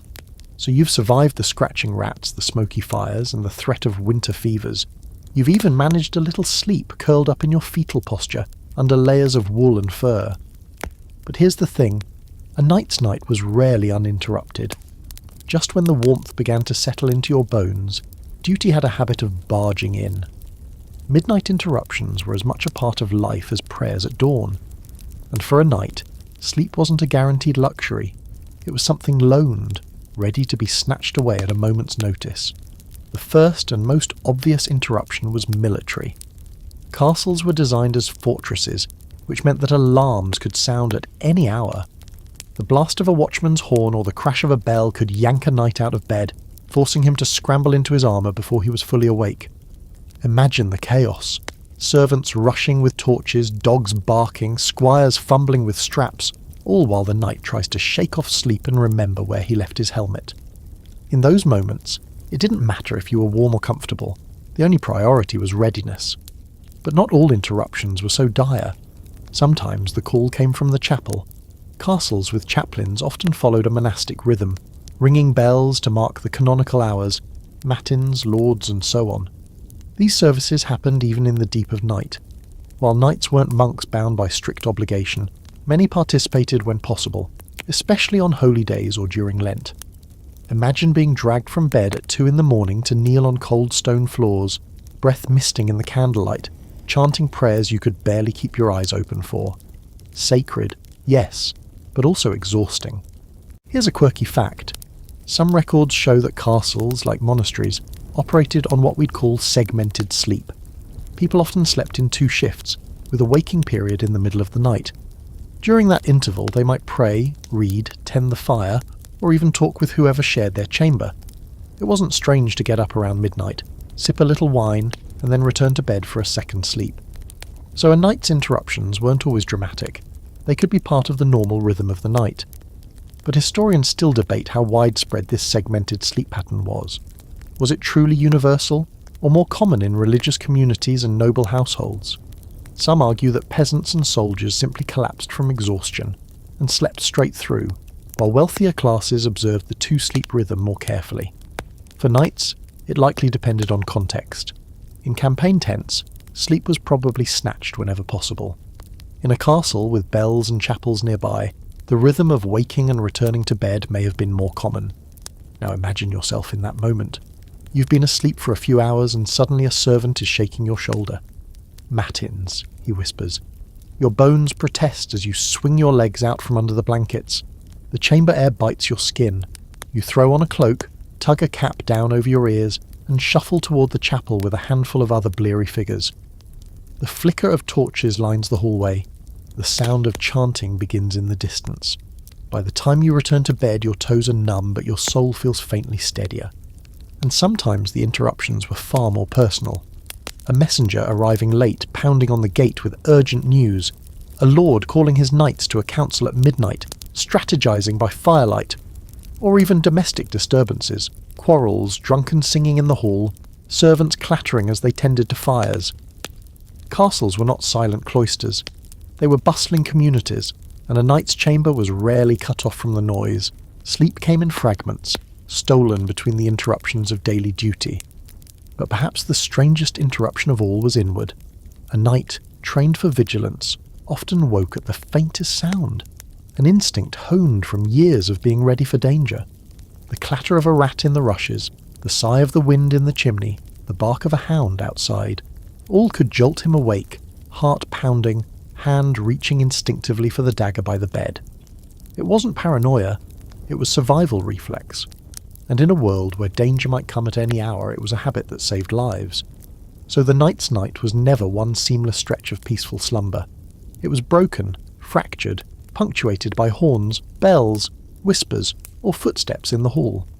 Each interruption carried its own meaning, divine duty, martial duty, or just the restless hum of castle life. Sleep wasn't something you owned. It was something you borrowed in intervals, always knowing it might be taken back before dawn. So far you've heard the horns, coughed through the smoke and dragged yourself to chapel at midnight.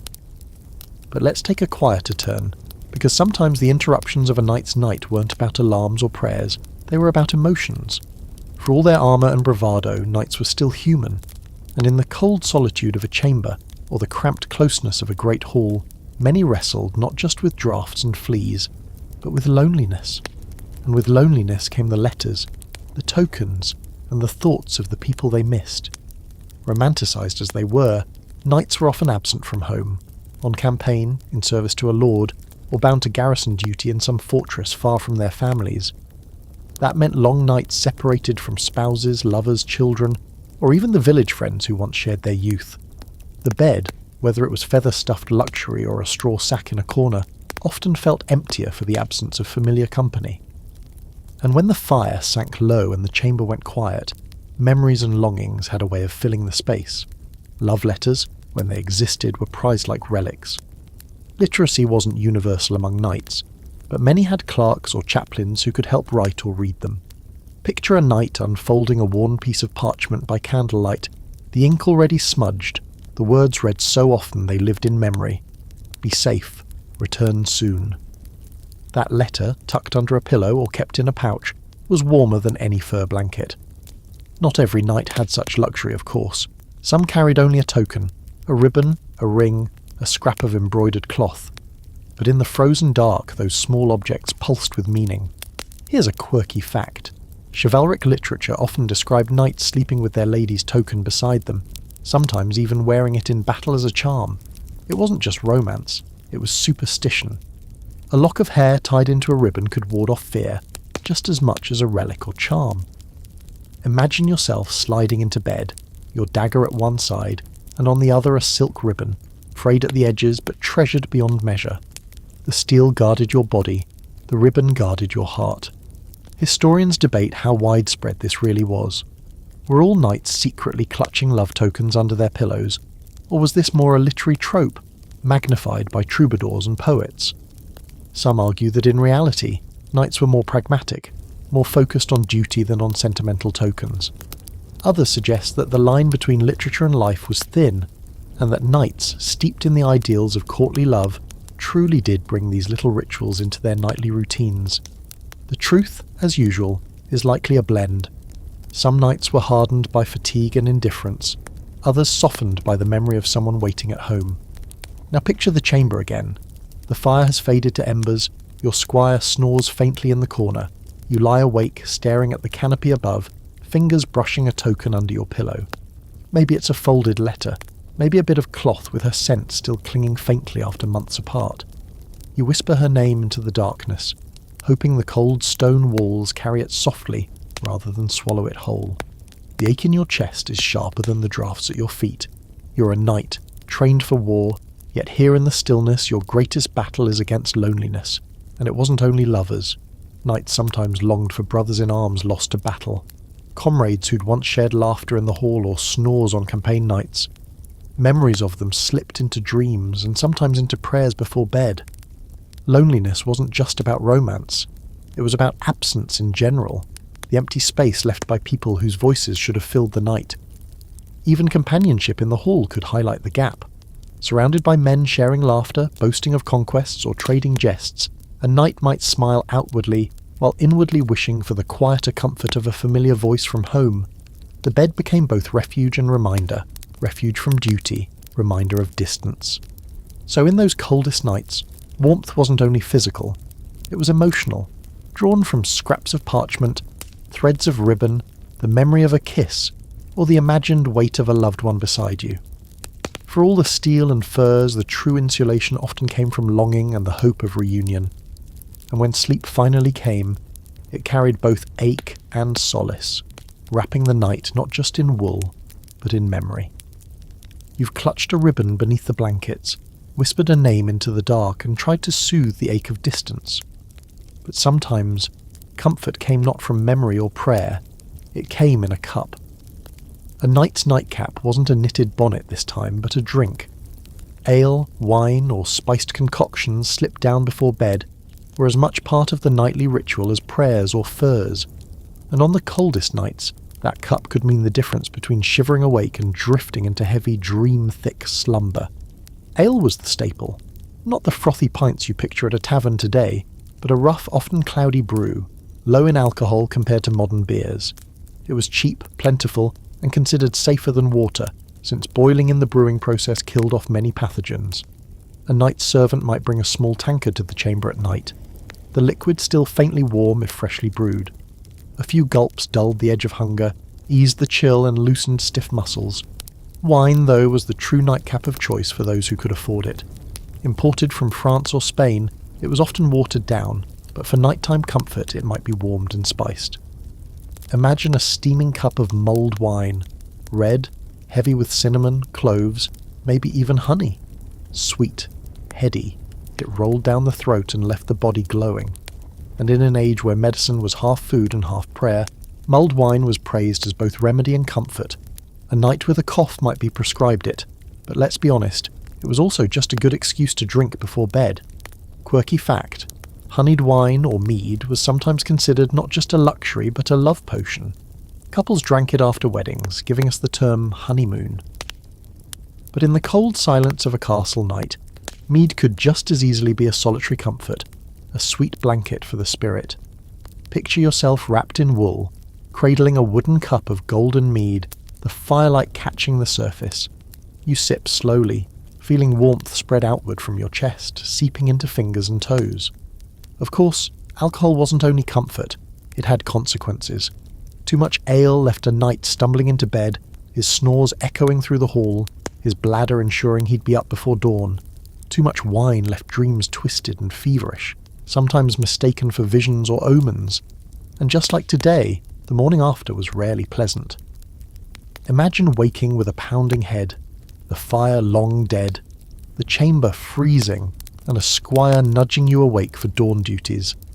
That hangover wasn't softened by ibuprofen. It was endured with groans and perhaps another small medicinal cup to steady the hands.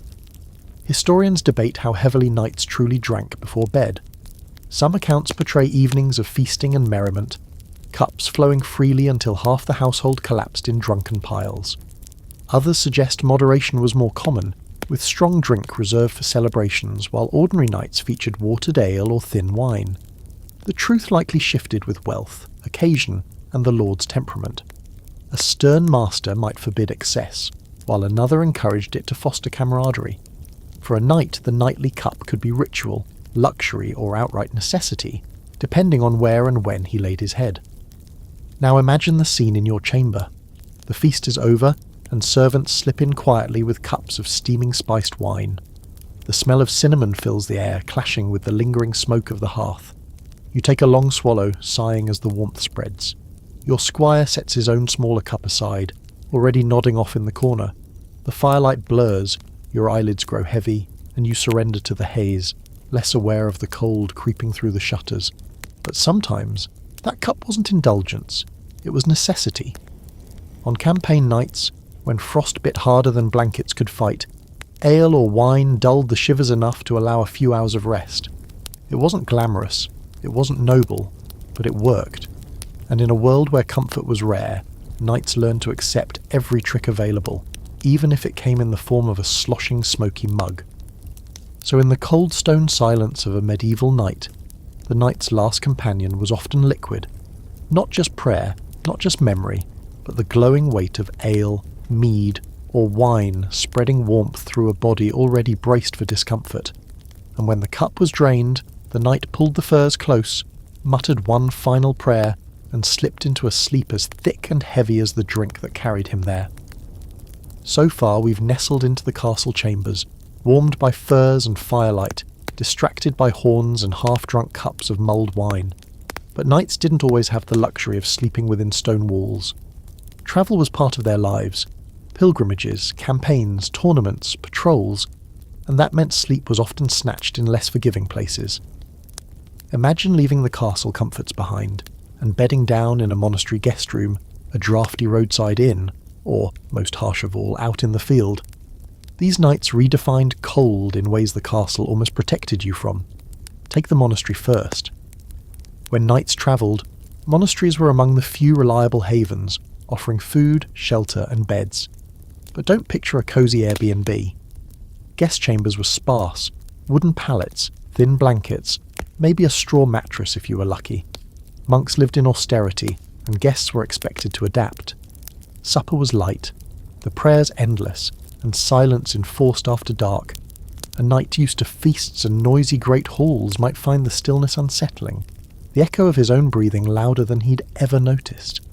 And yet, there was a strange comfort in the rhythm of bells and chanting, even if it meant waking at odd hours to the sound of monks shuffling to matins in the chapel. Roadside inns were another matter. They were often crowded, smoky and filthy, with travellers of every rank crammed together. Inns rarely had enough beds. Most offered shared pallets or simple straw on the floor. Picture a knight, proud in armour by day, reduced at night to jostling with merchants, pilgrims and peasants for a patch of space near the fire. Ale flowed freely, arguments broke out, snores filled the air. Privacy? Forget it. Inns were chaotic melting pots, where fleas, spilled wine and the occasional brawl ensured that rest was a generous term. And then came campaign nights, the toughest of all. Sleeping rough in a field or forest, knights relied on cloaks, tents, and sheer endurance. A cloak might double as both bedding and blanket, spread over frozen ground or muddy earth. Fires were lit if possible, but in enemy territory they might risk drawing attention. That meant cold nights with little more than body heat and courage to keep men from freezing. Squires huddled near their masters, horses stamped restlessly nearby, and the ground sucked warmth from every limb. If the castle was a stone refrigerator, the open field was an icebox with no walls at all. Here's a quirky fact. Some knights carried small folding camp beds, wooden frames with stretched fabric, to keep them off the damp ground. They were rare, expensive, and mostly reserved for leaders or nobles, but they did exist. Everyone else? They made do with straw, cloaks, or simply bare earth. Accounts describe men waking stiff and sore, their armour frozen solid from frost if left out overnight. Imagine tugging on a mail shirt that crackles with ice while your breath hangs like smoke. Morning after campaign nights wasn't glorious, it was gritty. Historians debate how often knights actually slept rough versus finding shelter. Some suggest castles, monasteries, and manor houses were common enough that true outdoor nights were rarer than we think. Others argue that long campaigns, poor weather, and constant travel meant rough sleeping was the rule, not the exception. Either way, it was part of the nightly experience, proof that beneath the romance of chivalry lay the reality of frostbitten toes and aching backs. Now put yourself there. You're not in a castle chamber tonight. You're in a canvas tent, the wind clawing at the sides. The fire outside has died to embers, and your squire snores softly at your feet. You curl tighter into your cloak, the ground unforgiving beneath you. Your sword rests nearby, your horse stamps outside, and every rustle in the darkness makes you jolt awake, hand on the hilt. Sleep comes in fragments, broken by the cold, by fear, by the simple discomfort of earth and straw. By dawn you rise more tired than when you lay down, but ready, or at least forced, to keep marching. So whether it was the silence of a monastery, the chaos of an inn, or the misery of a frozen field, travel meant a knight had to adapt. The comforts of a castle chamber felt far away, almost unreal, and in those moments a knight's resilience wasn't measured by his armour or sword. It was measured by how well he endured the long cold night without walls. By now you've slept in halls, in chambers, and even on frozen fields. But one of the most curious truths about a knight's night isn't about where he slept, but how long. Medieval sleep didn't always match our modern 8-hour block. In fact, for much of Europe, nights followed a rhythm of what we now call two-phase sleep. Long winter darkness, combined with different ideas of time and health, meant people often slept in 2 shifts with a waking period in between. For a knight, this rhythm shaped the very texture of the night. Imagine this. The knight lies down not long after supper, wrapped in his furs by 8 or 9 o'clock. The fire still burns, the squire has tucked everything in order, and soon the chamber is quiet. He falls into the first sleep, heavy and deep, carried by the warmth of the wine and exhaustion from the day. A few hours pass, 3, maybe 4. Then, almost naturally, he wakes. Not with alarm, not from rats or horns, but simply because that's what bodies did. During this interval, called the watch, or the waking, people stirred in the darkness. Some prayed quietly, whispering to saints or thumbing rosaries. Others tended fires, added logs, checked on animals, or even slipped outside to relieve themselves in the biting cold. Couples might speak softly, or more intimately during this window. For knights, it could be a time to reflect, to plan, or to murmur with squires about the duties of the coming day. It wasn't wasted time, it was part of the night's rhythm. Here's the quirky fact. We have records of doctors actually recommending this two-phase sleep as healthy. The first sleep was for deep rest, the waking was for reflection, or even study, and the second sleep carried you gently into dawn. It was so common that people referred to first sleep and second sleep casually, as though everyone understood. Imagine rolling over and telling your squire, "Wake me after the second sleep," without either of you thinking it odd. But historians debate whether this practice was universal. Some argue that only in rural areas, with longer nights and fewer distractions, did people naturally divide sleep this way. Others suggest it was widespread in both villages and castles, a natural response to 12 or 14 hours of winter darkness. For knights, who lived with rigid duties, it may have been less consistent. Campaigns demanded whatever sleep could be stolen, while castle life allowed for more predictable rhythms. Now picture the knight's chamber at midnight. He wakes after his first sleep, breath fogging in the air. The fire has sunk low, the candle is guttered to a pool of wax. He stirs, pulls a cloak tighter, maybe sits up to say a prayer. His squire rolls over with a groan, muttering something incoherent. The knight rises quietly, adds a log to the fire and watches the flames spark. For a moment, the chamber is peaceful, the outside world muffled, the stone walls cocooning him in solitude. He might take a sip of leftover ale, or finger the ribbon under his pillow, before lying down again for the second sleep. And that second sleep was often lighter, filled with dreams. Some accounts suggest people were more likely to experience vivid visions in the later hours, perhaps because the body was already partly rested. A knight might wake at dawn remembering strange images, of battles, of saints, of animals speaking in human voices. Were these dreams omens, or just the brain weaving scraps of fear and longing into narrative? Medieval minds leaned toward meaning, so those second sleep visions carried weight. The rhythm of two-phase sleep also meant that the night felt longer, more segmented. Instead of one block of unconsciousness, it became two distinct chapters with an interlude. And that interlude gave space for small human acts, stoking a fire, whispering a prayer, or simply staring into the shadows. For a knight always trained to be vigilant, it also gave a chance to listen, to the wind outside, to the murmur of guards on the wall, to the life of the castle breathing around him. So while we picture medieval nights as endless stretches of cold and silence, in truth they had a pulse. First sleep, waking, second sleep, like the tolling of a bell through darkness, dividing the night into manageable pieces. And for a knight, caught between the rigours of duty and the frailty of the body, that rhythm was a small mercy, a structure within which he could rest, reflect, and rise again when dawn's chill bells finally called him forward. By now, you've drifted through first sleep, stirred in the waking hours, and slid back into second sleep.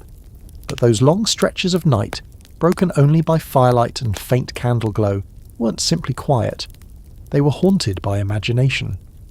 The medieval world brimmed with superstitions, and midnight was their favourite stage.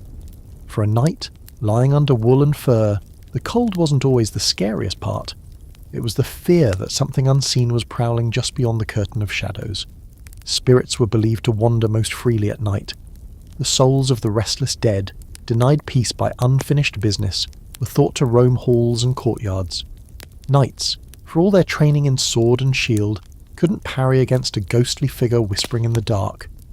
Imagine lying awake in a chamber, the rushes rustling faintly, and convincing yourself it's not a rat but the spirit of a fallen comrade pacing the floor.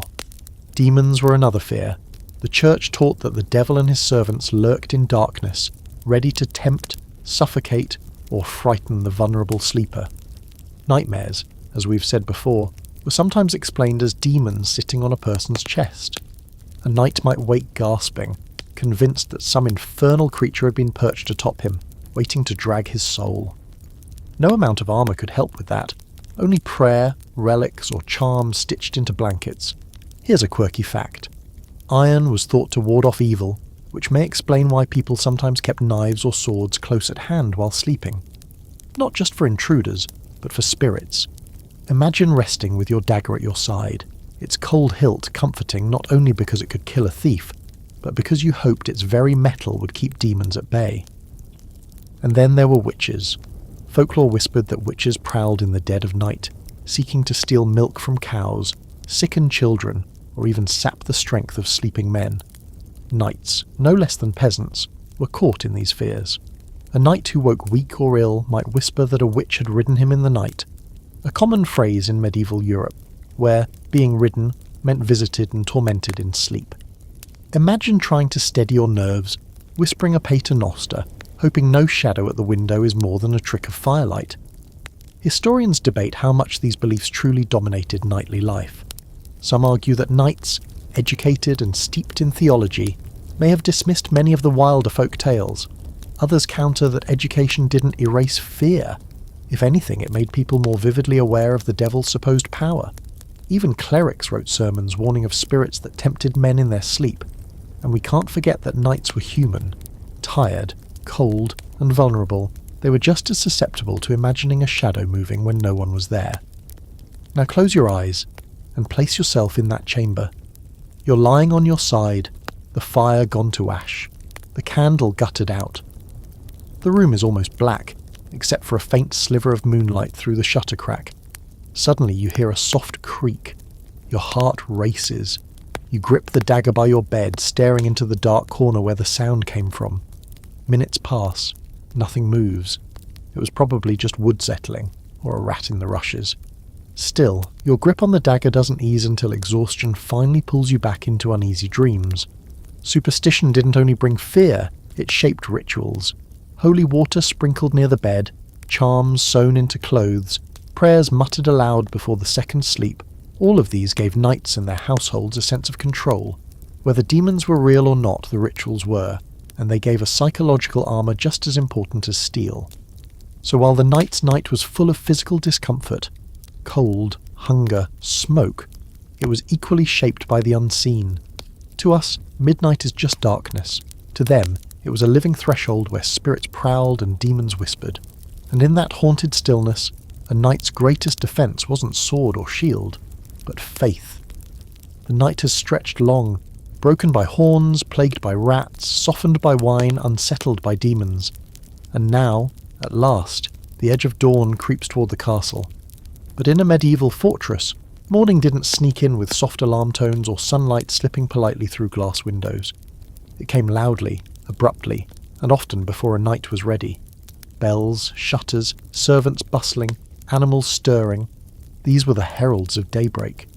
For a knight curled under his furs, the arrival of morning was as cold and jarring as plunging into icy water.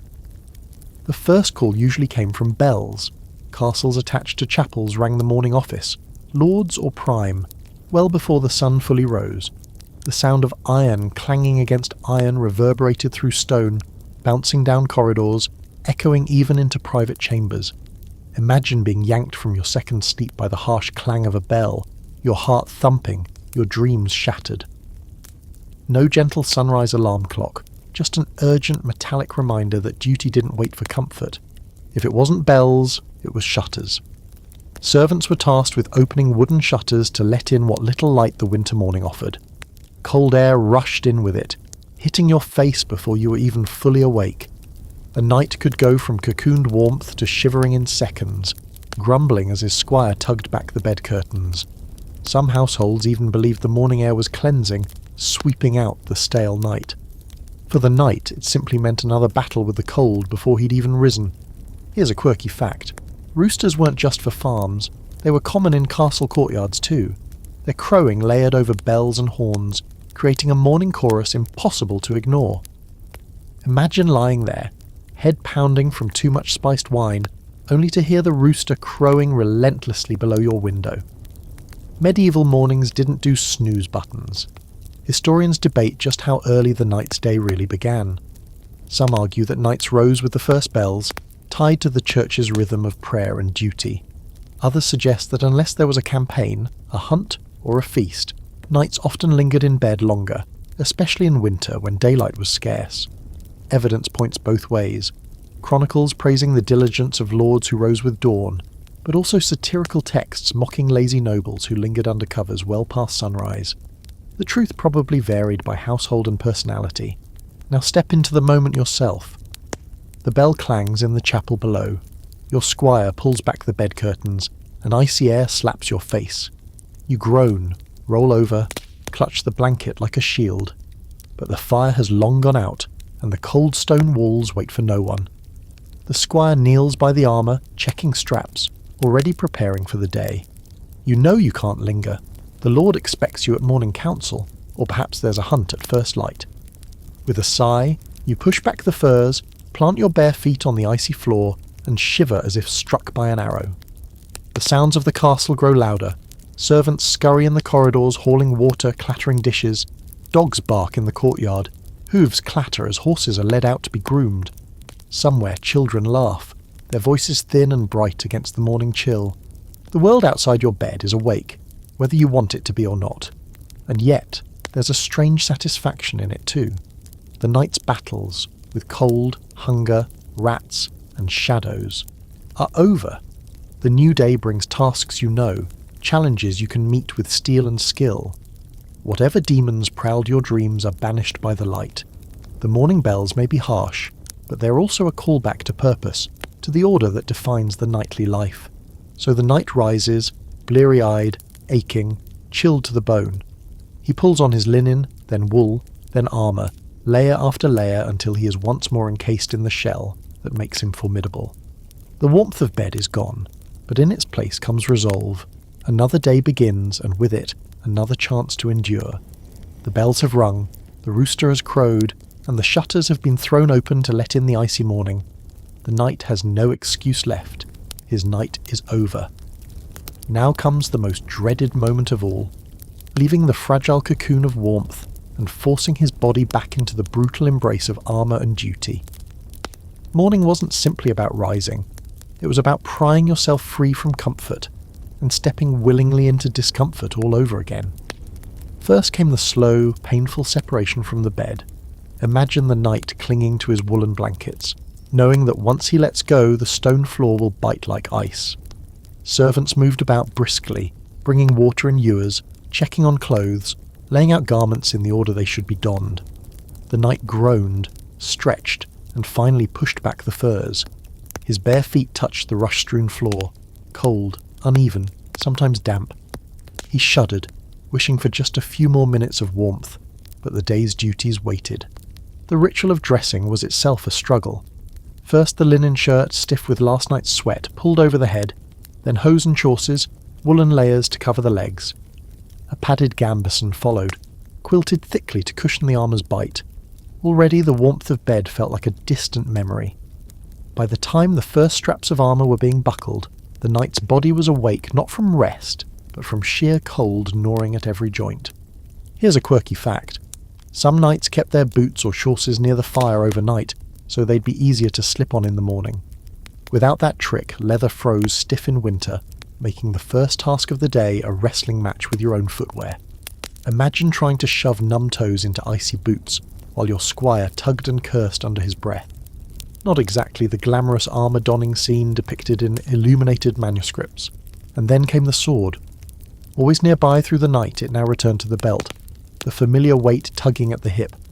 For a knight, fastening the sword wasn't just gearing up, it was reclaiming his identity. The knight had stripped him down to a vulnerable human, shivering like anyone else. The sword reminded him of his role, defender, warrior, servant of his lord. It was both a tool and a statement. The day had begun, and he was ready to meet it. Historians argue whether knights always donned full armour at dawn. On campaign, yes, it was wise to be prepared. In castles, however, armour might be worn only for patrols, drills, or ceremonies. Some mornings the knight rose simply into civilian tunics and cloaks, saving the heavy plates for when needed. Still, the symbolic act of strapping on at least a sword or dagger was universal.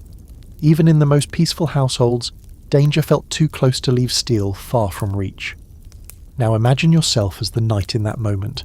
The furs have fallen away, the chamber's draught gnaws at your skin, and your squire is already cinching straps on your gambeson. You glance at the bed, still warm, still inviting, but you know it will remain empty until another long, cold night. The armour clinks softly as piece by piece it returns to your body, each buckle sealing you into the persona the world expects. By the time the final strap is pulled tight, the knight in bed is gone.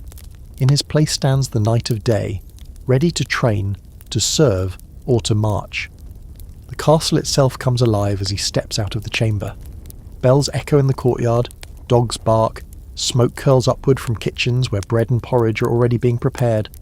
The stables are busy, the chapel is full of murmured prayers, and servants rush past carrying buckets of water or armloads of firewood. The night's silence has shattered into the noise of a life, and yet for all the bustle a trace of the night lingers. The stiffness in the night's joints, the faint echo of dreams, the memory of cold stone underfoot, they follow him into the day. He may stand tall in armour, but inside he still feels the fragility of the human who only hours ago curled under blankets, muttering prayers against draughts and demons. That was the paradox of a knight's life. By day he was steel and duty, by night flesh and fear. Rising each morning meant pulling both halves back together, the vulnerable man and the armoured warrior. And as he marched into the day, the memory of the coldest nights never left him. It was part of his endurance, part of his training, part of the strange rhythm of life inside a medieval castle. And here we are at the end of the journey. You've walked the halls of a freezing fortress, curled beneath scratchy wool, shared warmth with fellow sleepers, prayed away shadows, and endured horns, hunger, and the faint skitter of rats. You've woken at midnight, whispered to saints, and clutched a ribbon or a dagger to fend off fears. You've dragged yourself out of bed at dawn, stiff and reluctant, ready to slip back into steel. All of it, every flickering candle, every smoky fire, every cold breath. painted the reality of how knights truly lived through the darkest, frost-bitten nights. But now, thankfully, you're not lying on straw in a drafty hall. You're not shivering under damp fur or listening for demons scratching at the shutters. You're here, in your own time, with comforts those nights couldn't have dreamed of. Soft bedding, clean air, heating, maybe even the hum of a fan or a quiet glow of a screen. Compared to the struggle of those long winter nights, you're practically in paradise. So take a deep breath, let the weight of their world settle in your imagination, and then let it drift away. The nights endured what they had to: smoke, hunger, superstition, endless interruptions. But you don't have to. Tonight you can pull the covers around you, find your own comfortable position, and let your body finally relax without fear of horns or drafts. You don't need a brazier smouldering dangerously by your bed, or a squire to stoke your fire. You just need to close your eyes and know you're safe, warm, and free of all that stone-walled discomfort. So with that, let's leave the medieval night behind. Let the echoes of bells and the whispers of prayers fade into quiet. You've journeyed through the coldest of castle nights, and now it's time for your own rest. Sleep deep, dream gently, and may your night be warmer and softer than any night ever knew.